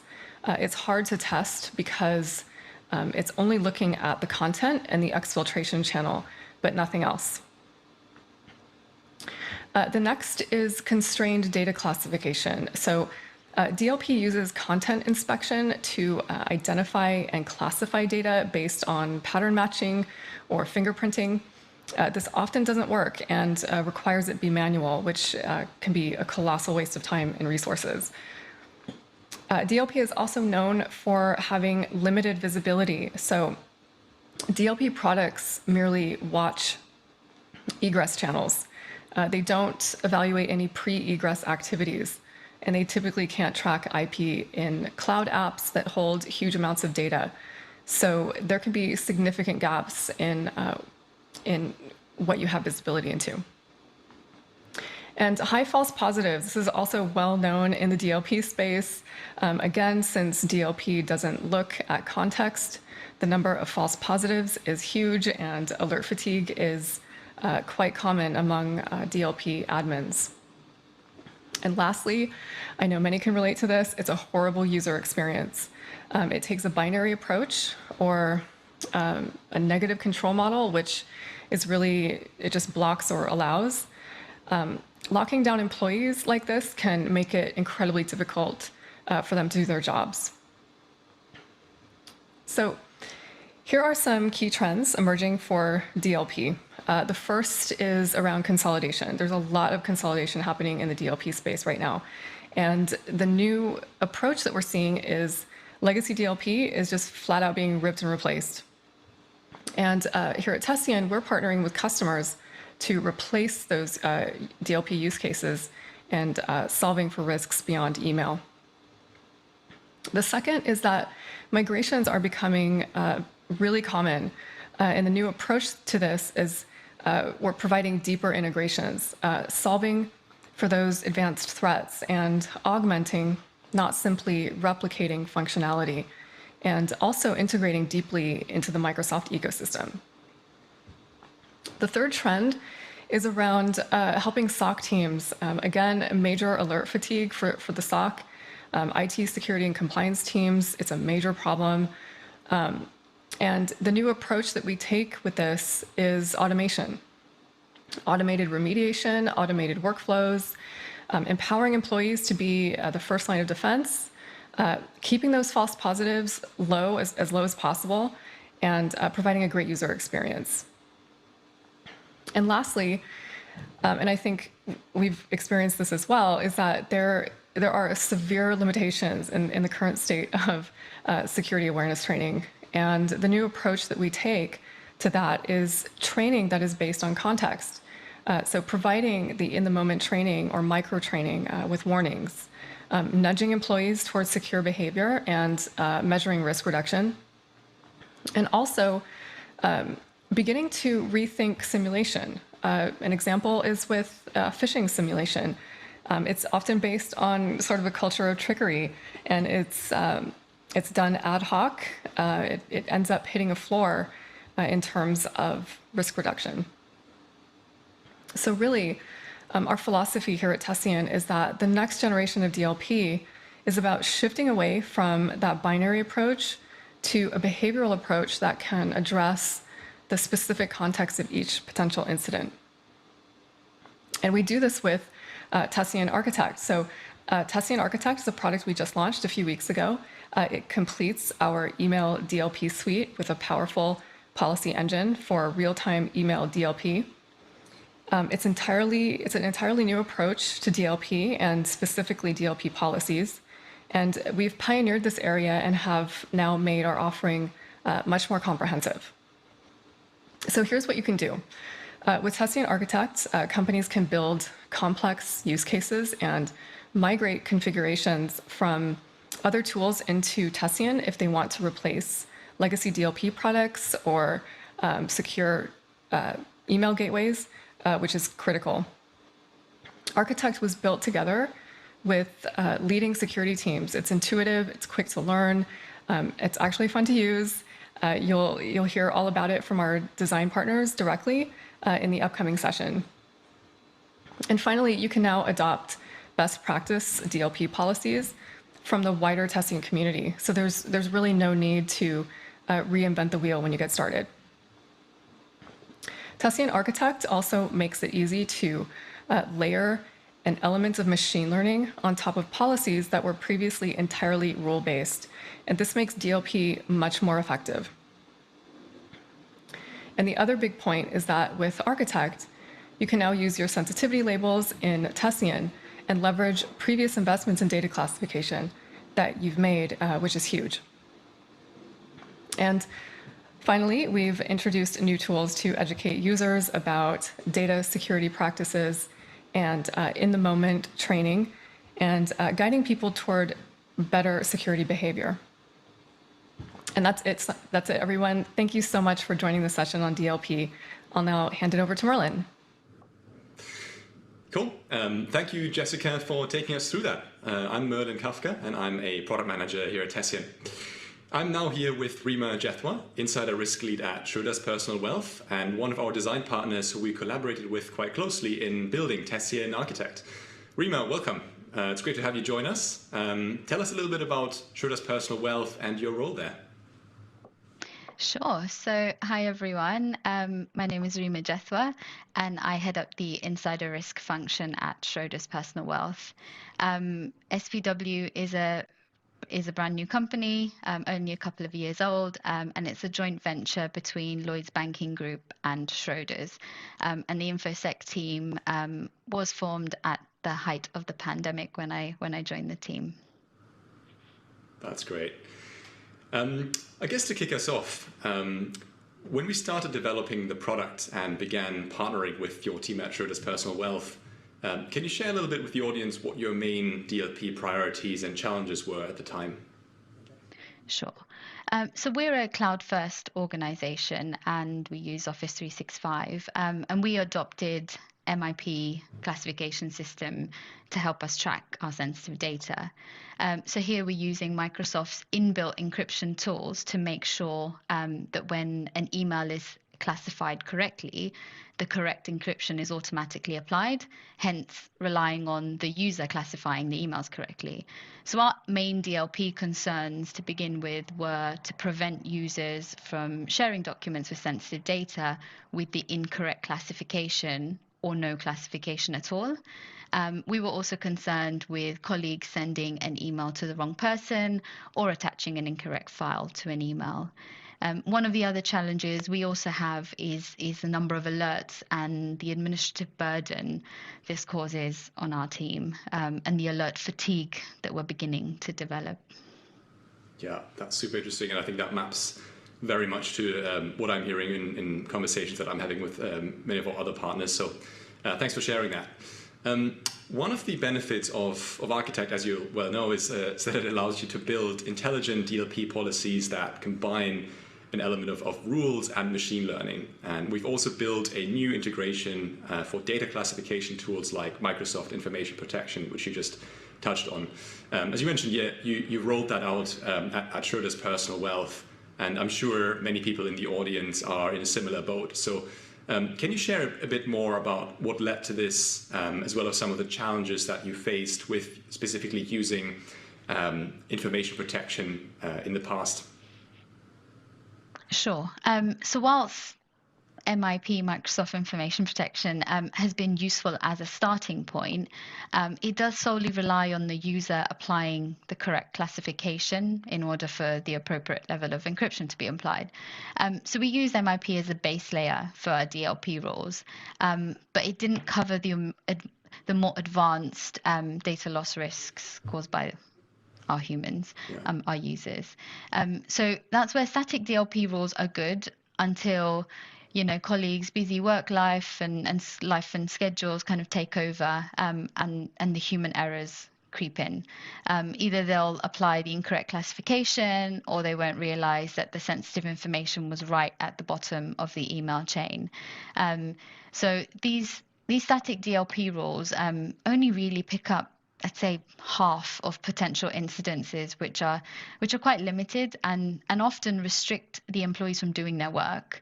And not to mention the amount of time it takes for us, the security team, to go in, identify, remediate these sensitive issues, which sometimes may not even be issues. And yeah, so the burden on us, as well as really not adding that much value.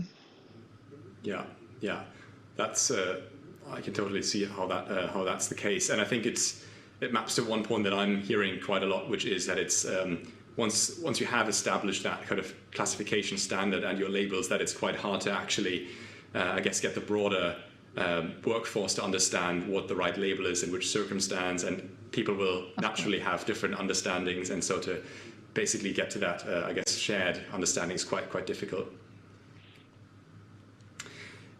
One thing I'd love, I guess now as the next point, I'd love to share, I'd love for you to share with the audience is I guess how then Architect came into play, and how you started leveraging our new information protection integration using Tessian Architect. I know it's been one of the main use cases that we worked on together quite closely in the last few months, so would love for you to share a bit with the audience on, I guess, and how that went. Of course.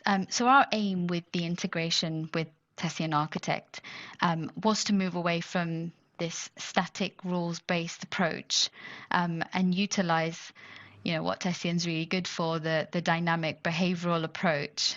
So where we could actually educate and prompt the user before the data loss event actually happens, rather than it being an afterthought. So to begin with, we've tried to mirror what we have in Microsoft into Tessian. So for example, the rules we currently have would alert us if a user sent out an email with sensitive data with the incorrect classification. The policy within Tessian would now provide a prompt to the user telling them that the classification they've applied is wrong, and then provide them with the opportunity to change it before sending the email. So you can see this is quite powerful in that we get that chance to actually prompt and educate them and stop the data loss event from happening. And just that ability to influence them, I think, is quite a powerful thing. Yeah, and I can imagine it's also has a significant impact on sort of the alerts being produced after the fact and the potential overhead that it creates for yourself and your team, I imagine. Exactly. Yeah. Exactly. So I guess if you could summarize what, from your perspective, would be some of the benefits or important elements that you're gaining now with that setup, which benefits would you, I guess, highlight and share with other people in the audience that are also using MIP? I can imagine lots of companies out there are either heavily relying on information protection already, or they're considering rolling it out or investing into it. So would love for you to share, I guess, why it's worth considering, using Tessian as a way to, I guess, get more out of that investment. Of course. So if I had to summarize kind of the main elements, the in-the-moment educational warnings and actually stopping the data loss in real time is huge. And from an insider risk perspective, being able to combine some security awareness element with data loss and actually stopping it is powerful. The Tessian library, which we've worked on together, I'm really liking. It offers the opportunity for us to learn of other potential DLP policies that we could apply that we may not have considered before. So, and we talked about this a lot, Merlin, but we've recently turned on the hidden fields in Excel policy. I hadn't thought of this before, but I've turned this on, so we have the ability to turn it on silently, on the silently track mode, which means you can switch it on for everyone within seconds and just gather the alerts without notifying the user. I see this as a trial run. So then we can see in 2 weeks' time, you switch something on today, in 2 weeks' time, let's have a look how many alerts are being picked up, and actually assess whether this is something worth then monitoring fully, and then adding in the extra the alerts to educate the user and prompt them. So yeah, sometimes we'll get so many and we'll realize this is actually a problem. And actually sometimes we'll realize maybe this is not something we want to look at now. And for me, also the portal just makes it so much easier to track incidents, and you can filter by type, policy over a certain time period. And for me, it reduces the admin. Trying to do that on Microsoft is not that easy. Yeah, I can see that. I mean, those are great points, and actually, it leads me nicely onto sort of another area that I'd love to, I guess, get your thoughts on. I guess like zooming out a little bit, and you kind of touched on this already, that oftentimes security products aren't really known to, I guess, provide a great experience for administrators, and just don't make it very easy to configure things. So I guess as somebody who's hands-on with building policies, how do you find the overall user experience and the design of Tessian Architect and the new platform compared with other tools that you've used in the past? Of course, I find it really intuitive, and building the policies is really easy. Not only are we able to kind of really easily mirror what we've already done in Microsoft, which we needed security engineers to help me do. We can use I did, yeah. We had to sit with them, and it's way more complicated. But we can use some of the preset policies that you already have, and switch them on in minutes.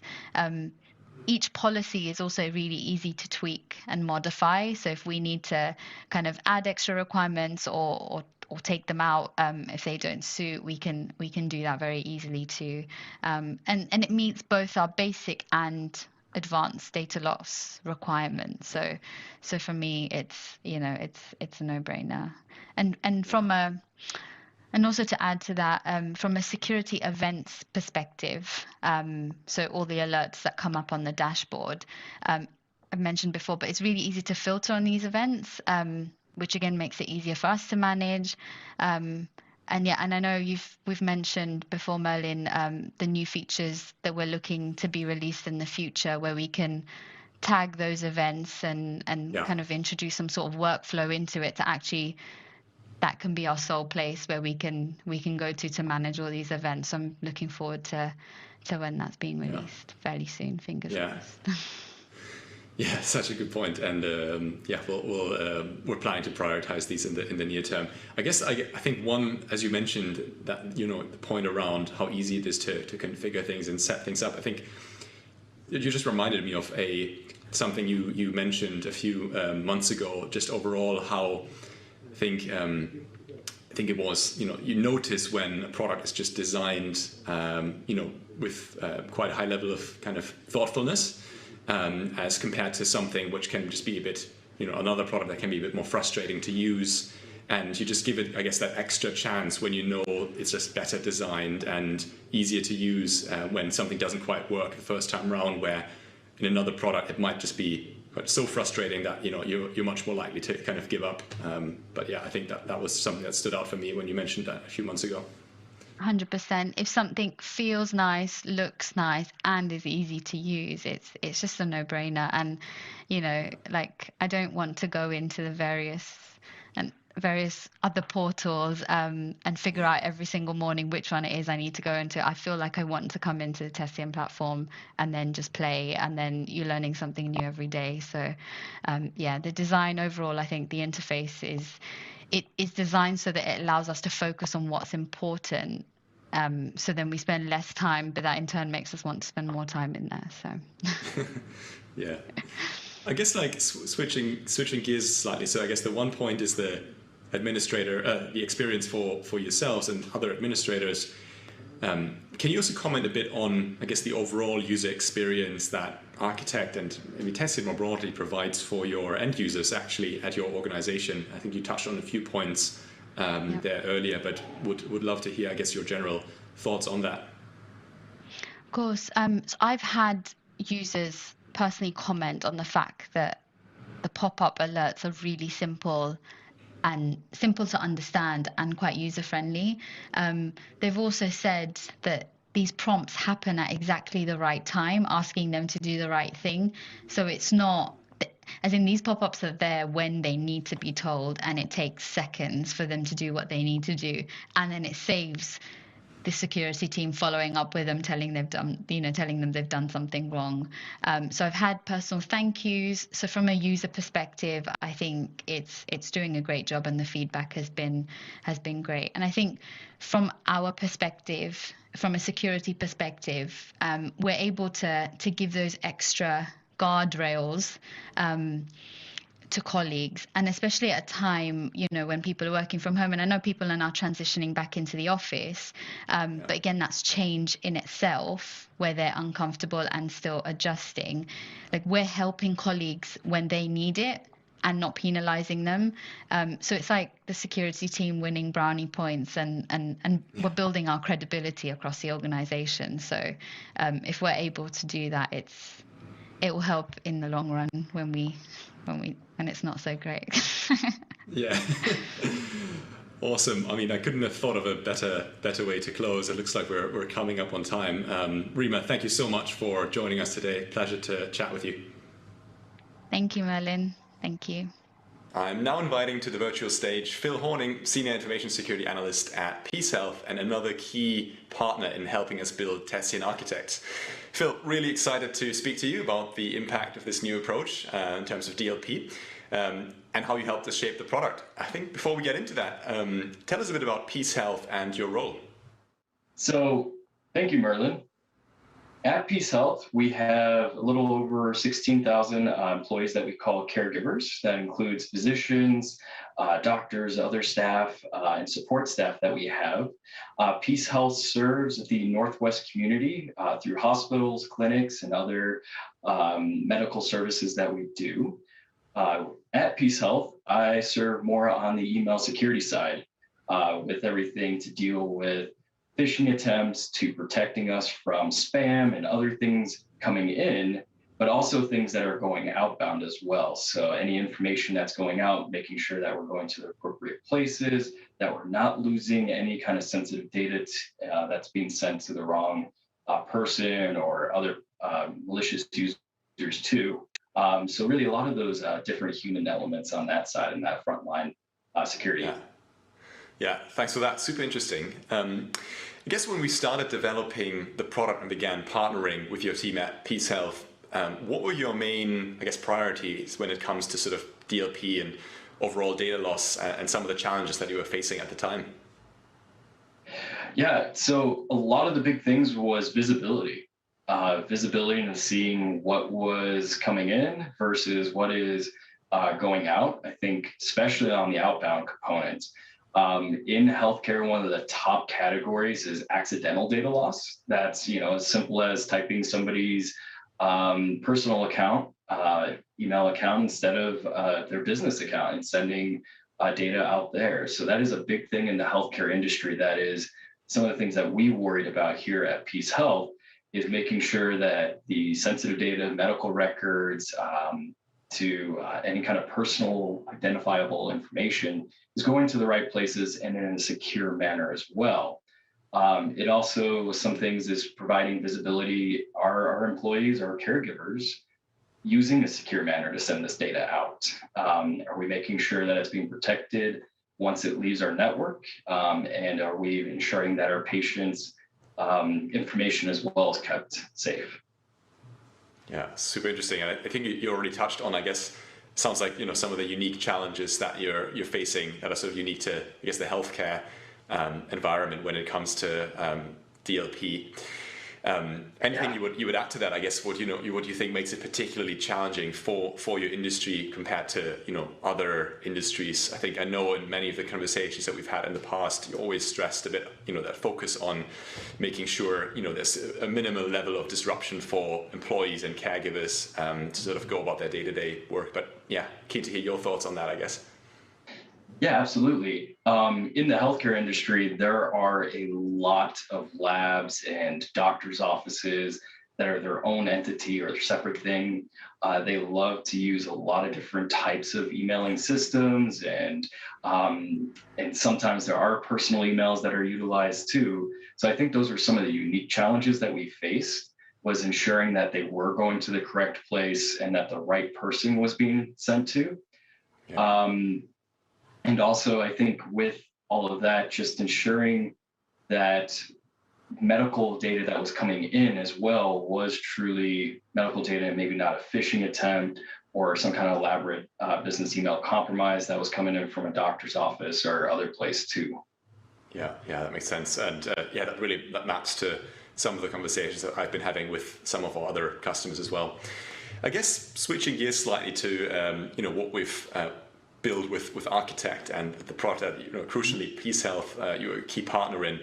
What kind of impact does a product like Architect have on things like the administrative overhead and using things like end user remediation, especially I guess in comparison with some of the maybe tools you've used in the past? Would love for you to share, I guess, any thoughts that you have on that. So I believe the answer to that is twofold. So one, with limited resources, especially in IT security, in a hospital network, focus for IT security is a little less than it is for keeping patients safe and providing care and that kind of thing. But it's still highly important to any organization. And I'm just generally speaking for a lot of different healthcare organizations and places that I've seen and worked with. That's generally the theme. So having limited resources, which I believe is across many industries too, with an IT security team, being able to focus on DLP, which can get very minute, very detailed work that is very difficult to track down individual emails and tracking down, seeing what actual information is going out and then also what's coming in. It takes a lot of time, hours upon hours to research. Even if you do have certain email security gateways installed, it can still take a bit of time to filter through. So, and then the second component too is the end user level. So with that, being able to utilize some of the things that Tessian is providing with end user interaction empowers the end users to be able to take control of their emails and see, hey, maybe I didn't mean to send it to this personal email account. I meant to send it to this business account for what could have been something as sensitive data, sending it out to the wrong person, or making certain mistakes or misattaching something. That happens quite a bit. I know I've had a couple times where I double checked the email. I realized, oh, I might have misattached, this presentation or the wrong thing. It happens. And with that, Tessian's DLP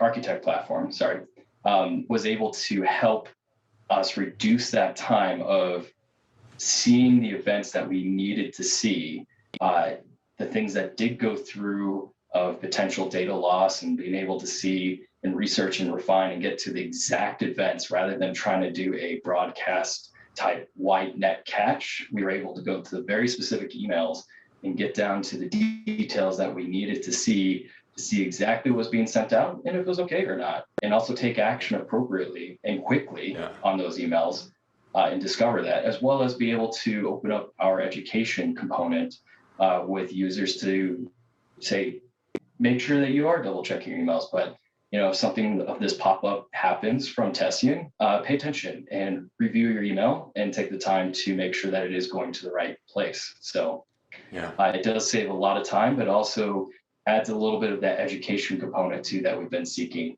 for all end users. And that leads me on quite nicely to another thing I was going to ask you, which is related to visibility. So I guess getting visibility into data loss risks was one of the key factors that played into the development of Architect. So I guess I'd love to hear from you, what kinds of things do you now have visibility on that you previously didn't have? I guess some of the use cases that we worked on together were, for instance, the ability to detect hidden content in spreadsheets. That's something that's also just come up with our previous speaker, Rima. But yeah, would love to hear, I guess, more broadly, where you see you now have better visibility, and also maybe share a bit your plans on where you want to take it next, I guess. Yeah, absolutely. So the example that you brought up of the hidden content in spreadsheets, hiding content, some people do believe that it may protect data, so people just don't see it. But unfortunately, sending that out, it's very easy to unhide spreadsheet type data. So that was a very specific example of something, though rare, that happens. You may not even know that a spreadsheet contains sensitive data because the contents may have been hidden, or a few different columns may have been hidden that contained, for just an example, social security numbers, let's say. And you may have shared that spreadsheet out without even realizing. And that's something that's very specific that we'd like to catch and make sure that we're seeing that that's not being spread to the wrong people, that it's not being shared, and that also that we are taking the appropriate type of removal data, sensitive data, from things that we do want to share with others that may not have access to it. So that's some very specific things. Also, being able to see a little bit more detail. So with Guardian and Enforcer, there were very broad sweeping controls, but now with Architect, we are able to define very specific things and trigger very specific alerts that we really do want to dig into and respond to quickly instead of very broad strokes. So it's very useful in that manner. Yeah, that's super interesting. I guess, as you know, one of the key things for us, with these, introducing new detailed controls was also, I guess, still maintaining kind of a great user experience from an administrator point of view when it actually comes to putting those controls in place, building out those policies, and fine-tuning things. And I know this has been one of the things that you and your team, care a lot about. And so, what's your thoughts on that? I guess, like the ease of use of the product, just from your interactions with it so far. Yeah, I think Architect adds a good layer of control over exact specific events, but it made it very easy to pull out the exact information we wanted to. There's a lot of customizability, but also there's a lot of simplicity to the platform too. Made it easy to put blocks together of different things and say, see this, if that, and or type reasonings as well, and also triggering the right and correct alerts, and then also being able to have end users have either justification for specific things or be able to just interact it as a normal email alert from Tessian, I should say. So there's a lot of different things that we were able to quickly do, and also organize and categorize different things very quickly with the Architect platform that allowed us to easily get to this very specific events that we needed to see. So it did speed up time for that instead of having to dig through the platform to get the very specific things that we needed to see. And also it just made it very easy to be right there with all the information. Yeah, thanks for sharing that. Super insightful. I guess, question I had for you to close this session.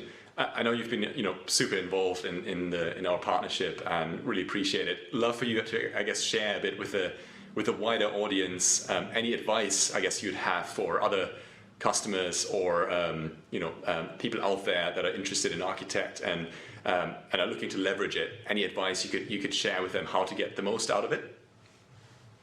Sure. There are different ways you can utilize Architect. In some ways, if you want to do some basic level incident response, so you have the incidences popping up, there are some really good things you can set up with Architect rules to do so, making sure the correct alerts are going to specific email addresses and folks that you need to be alerted on different things. So there are some good uses for that. Also, very specific use cases that you want to see that can help with metrics and metric reporting in IT security, being able to report that how you're improving the security posture of your organization through the tools that you are utilizing adds a lot of different grounds for us to be able to implement new controls and new security measures that will help protect the organization. So there's a lot of different ways you can utilize it, but there are a few key elements to that you may want to look into in very specific detailed type components outside of Guardian and Enforcer that Architect to be able to help fill in as well. Awesome, thanks for that. I'm sure a lot of people in the audience will find that really helpful. Phil, thank you so much for joining us today. It's been a pleasure hosting you today. So yeah. No, the pleasure's all mine. It was great working with you on this DLP solution and being able to help get some great input and being heard as well with a lot of things that we're looking for. So thank you, Merlin. Fantastic. Really appreciate that. Now I'm handing back to Stacia to take us through our next session. So stay tuned. Lastly, I'm delighted to invite two security heavyweights to the stage to discuss their guiding philosophies that have led them to security success at their Fortune 500 organizations. With decades of experience between them, our guests will discuss how they position security as a value driver, not a cost center in their orgs, and how they keep their teams innovating, approaching security creatively. So without further ado, over to Tessian CEO and co-founder, Tim Sadler, your host for this session. Hi everybody, I'm Tim Sadler. I'm the CEO and co-founder of Tessian, and today I am delighted to be joined by two security heavyweights, Jerry Perullo, who's the Chief Information Security Officer at the Intercontinental Exchange, and DJ Goldsworthy, who is the Director of Security Operations at Aflac. Jerry, DJ, it's so good to have you here. Great to see you. Thank you, Tim. Great to be here. Jerry. So it's easy for CEOs to think about the overall cost of security. So either the cost of a breach or the cost of maintaining defenses, but it's sometimes harder to show the value. How have you got your C-suite team to be thinking about security as a value driver for the organization, not just a cost that they have to bear? Yeah, I'll jump right in on that one, Tim. And I think it depends on the stage of the organization, without a doubt. I feel like in a startup, though, you really, as a security professional, have to deliver some value that it contributes to the top line sometimes. And so, while it's contrary to the gut feel for people at larger orgs, you have to cross lines a lot of times and help build things and build data centers and deploy. And actually contribute to getting the product delivered. And that's okay with a startup. And you even see a trend now where IT departments are beginning to report to security in startups. But later on, in a large-scale organization that has a dedicated security team that's just doing that, it's the proving a negative issue, isn't it? And I think the real solution there is to have what I call just true positives. So, via red teaming or whatever it may be, actually be able to demonstrate, well, here's something that actually could happen that's plausible, and here's how we responded. And not just that everything was fine, but that sometimes there are issues and that we're going to keep correcting them. What about you, DJ? How do you run things at Aflac in terms of communicating that value back to the C-suite? Yeah, I mean, definitely echoing what Jerry said about showing the value through something tangible like red teaming, how you're able to detect modern threats and things that are active in the wild right now. I also think it's important to roll things up to the enterprise risk appetite. So your executive team has a specific risk appetite, and we need to enable the business to move at the speed that they need to move. For things like mergers and acquisitions, developing new applications, new partnerships that require unique connectivity, and be able to move at a pace that is necessary while maintaining that risk appetite. And we measure our adherence to that risk appetite through scorecards, so benchmark key performance indicators across various aspects of security that are important from a risk perspective to show we can move fast and we're doing it safely all along the way. And in that regard, security is enabling the business.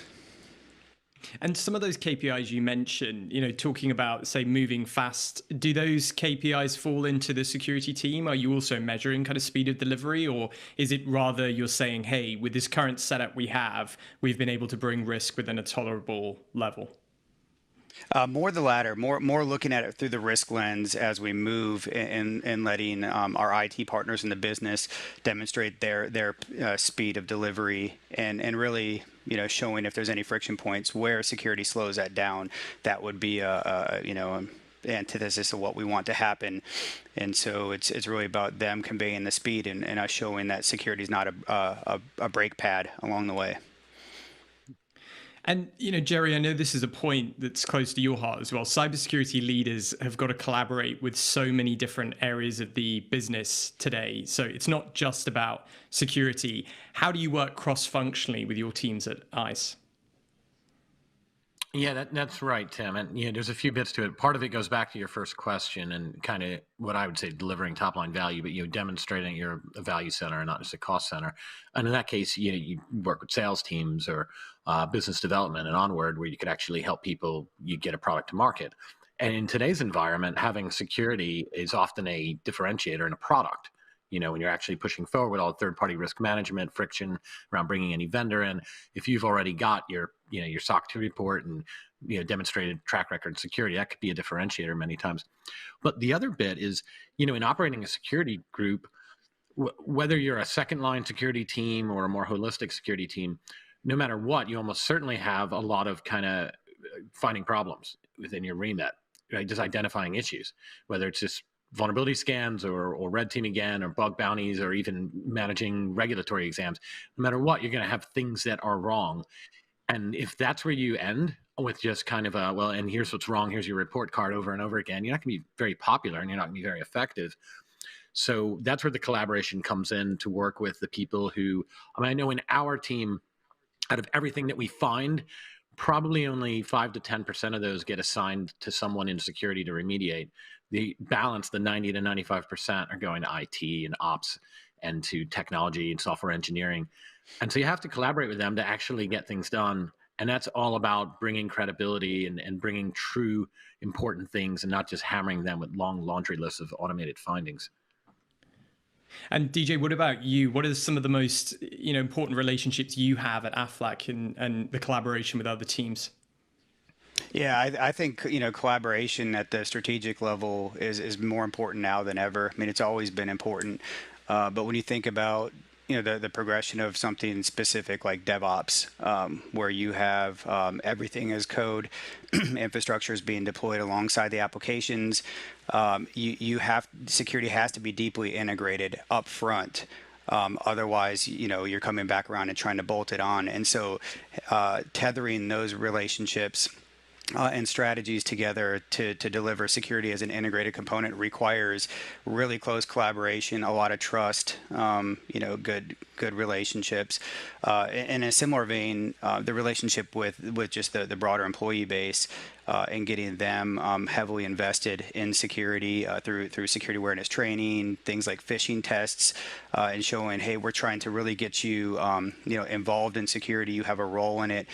We want to help you be the best version of you that you can be from a security standpoint, and that relationship's about trust and partnership as well. That's a great point. We sometimes forget that, the biggest team is the whole company, right? That we support as security leaders.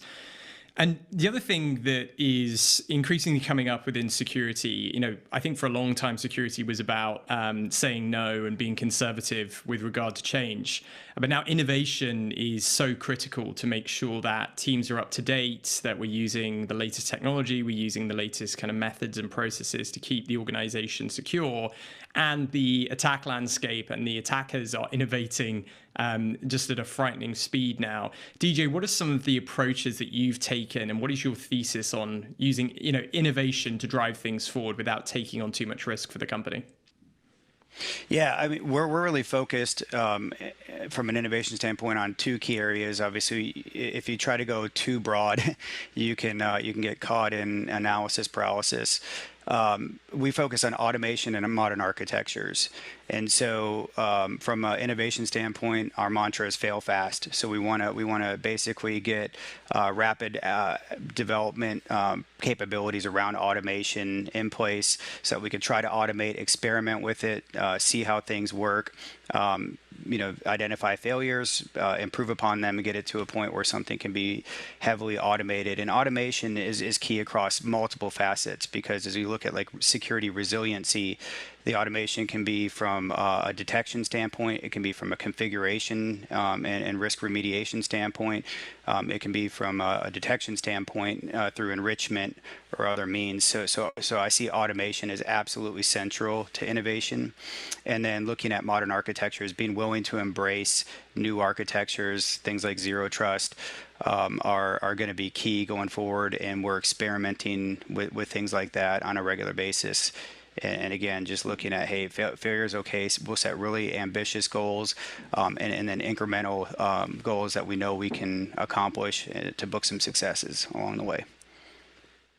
And Jerry, you've got a pretty unique approach to a particular topic, I think, which is red teaming. And you've done a lot of innovation in this space. And I know that it's a topic close to your heart. Tell us a bit more about that. Yeah, absolutely. I mean, I think a lot of our innovation is on that detective side, and more importantly, delivering, triaging things and delivering findings and trying to figure out what's really important so that you just don't boil the ocean there. But in particular, my general premise is I like to say for build versus buy, which is kind of, the kind of problem statement that DJ was speaking to there. I love that fail fast, by the way. I'll probably start using that. But my little analog to that was builders buying. So I would say, it's worth trying anything and prototyping it. And then when you run into where it can't scale or it's not sustainable and highly available, but you care enough to worry about that, which means you're actually getting value out of it, then go to the market, and say, here's the functionality. And also you're smarter by that point, right? Because you know what was actually challenging. So you'll be impressed when you see a vendor do it, but you also know what was trivial. So you just kind of not really put too much stock into that when you see it happening. Yeah. And when it comes to, I guess, how things have changed in the industry overall, do you think generally companies are taking enough risk when it comes to innovation? Or do you think that there is still too much conservatism when it comes to thinking about, don't try and do too much new stuff, don't try and use too much new technology, because we've got to balance that risk?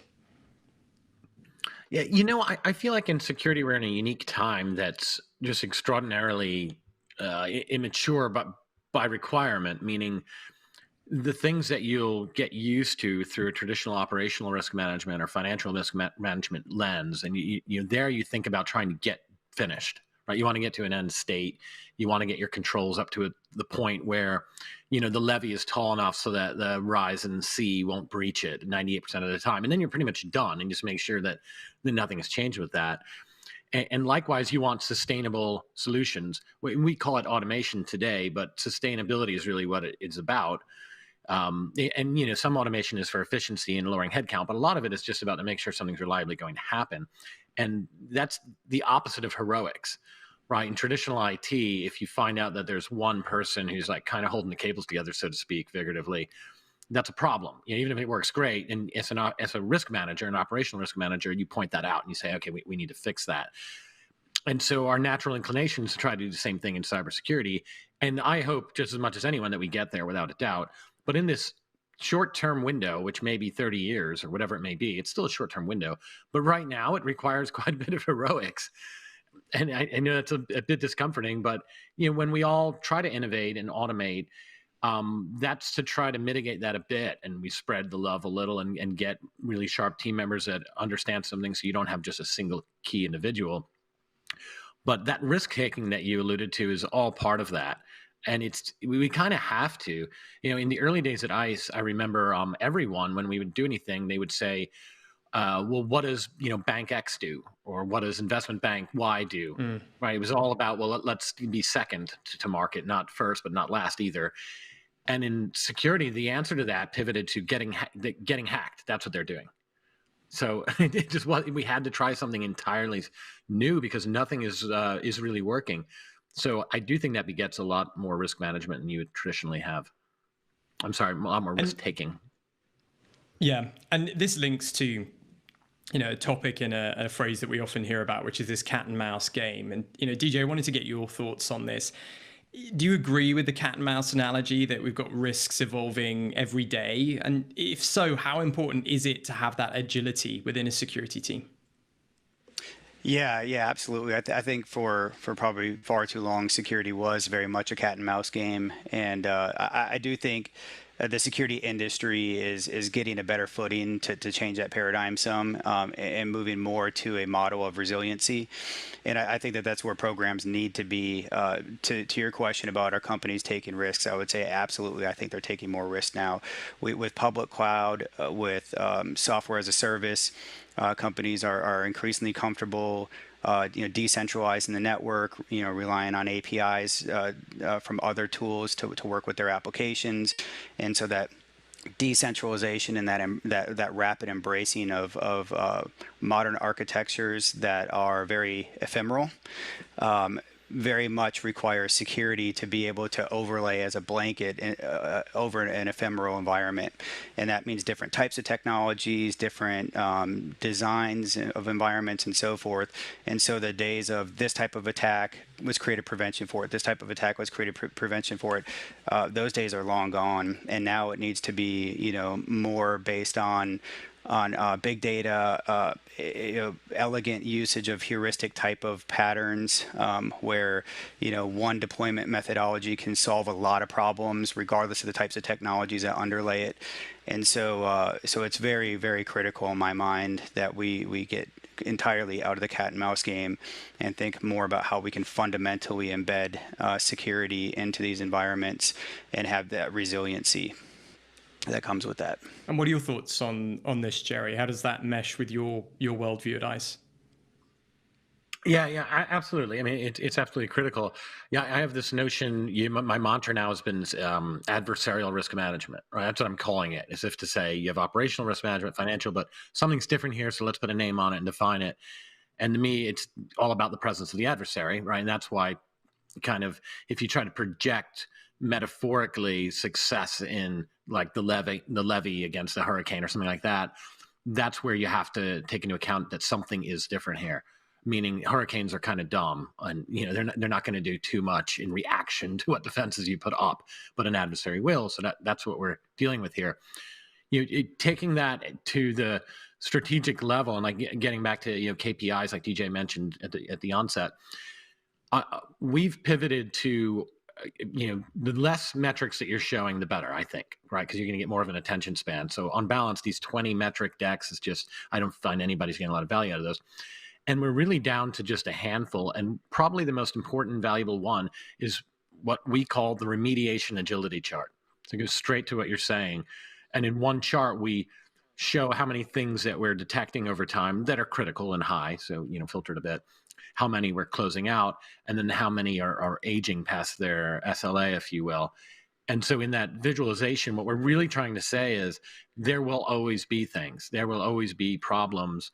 The organization needs to be able to react to them quickly and shift that lens that used to be, let's finish the job and just get secure, so to speak, and then we can be done. Because that graph should never go down to nil, or we're just not looking close enough. Yeah, I'm going to shift gears very slightly as we're running out of time, but we just celebrated Cybersecurity Awareness Month, and it started back in 2004. I think all of us are used to the basic communications we need to do and the idea that employees have a role to play in security. And my question to both of you is, how far have we come since 2004, and what challenges still remain in 2022? Yeah, we've come a very long way. I think as we look to 22 and what's changed is something I've already been harping on a bit, is the pace of change of technology.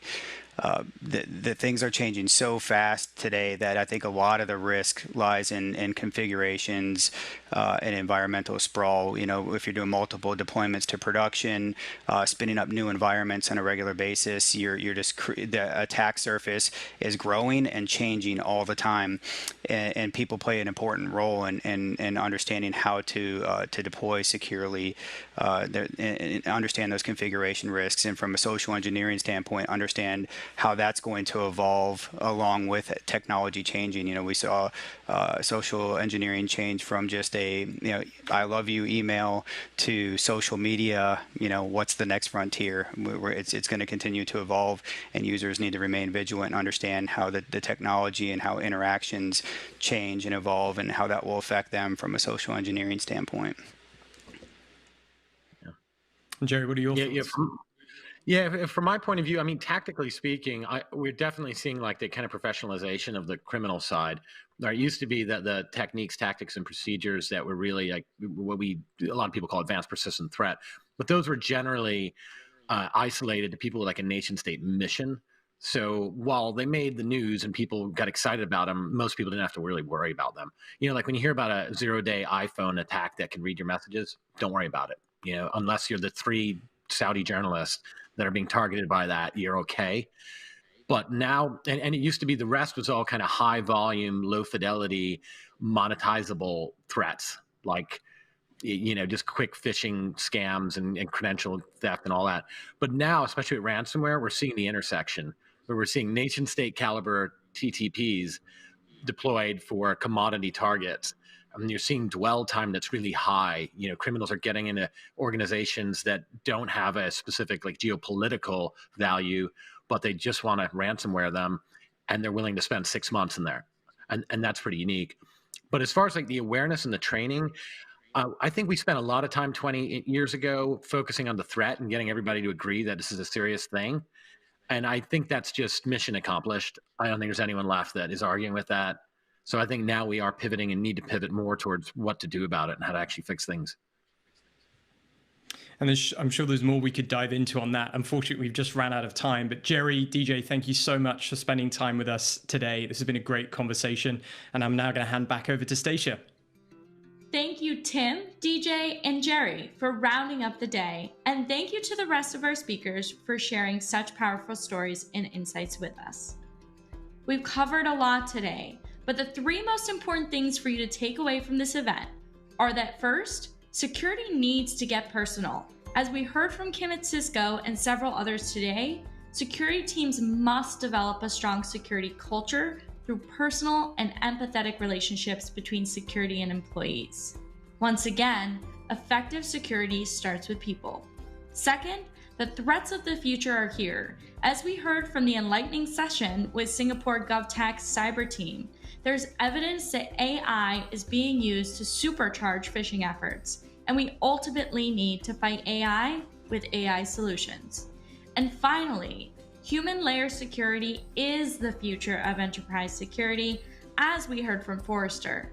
Security has to shift towards empowering individuals, nudging them to make the right security decisions using intelligent systems instead of rule-based solutions. So, on behalf of everyone at Tessian, I want to thank you for joining the Human Layer Security Summit. I hope you've gained a better knowledge and understanding of how human-first cybersecurity can amplify business and empower your employees to do their best work while staying secure against oh shit moments. And finally, this event would not be possible without the incredible planning and support of our events and production teams, our speakers, and our partners. And finally, I want to say a huge thank you to our audience. You've been fantastic, and as always, help us push conversations in the industry forward. If you enjoyed watching, please head to Tessian.com/resources, where you'll find more research, threat intelligence, and ebooks to help you protect your employees. Thank you.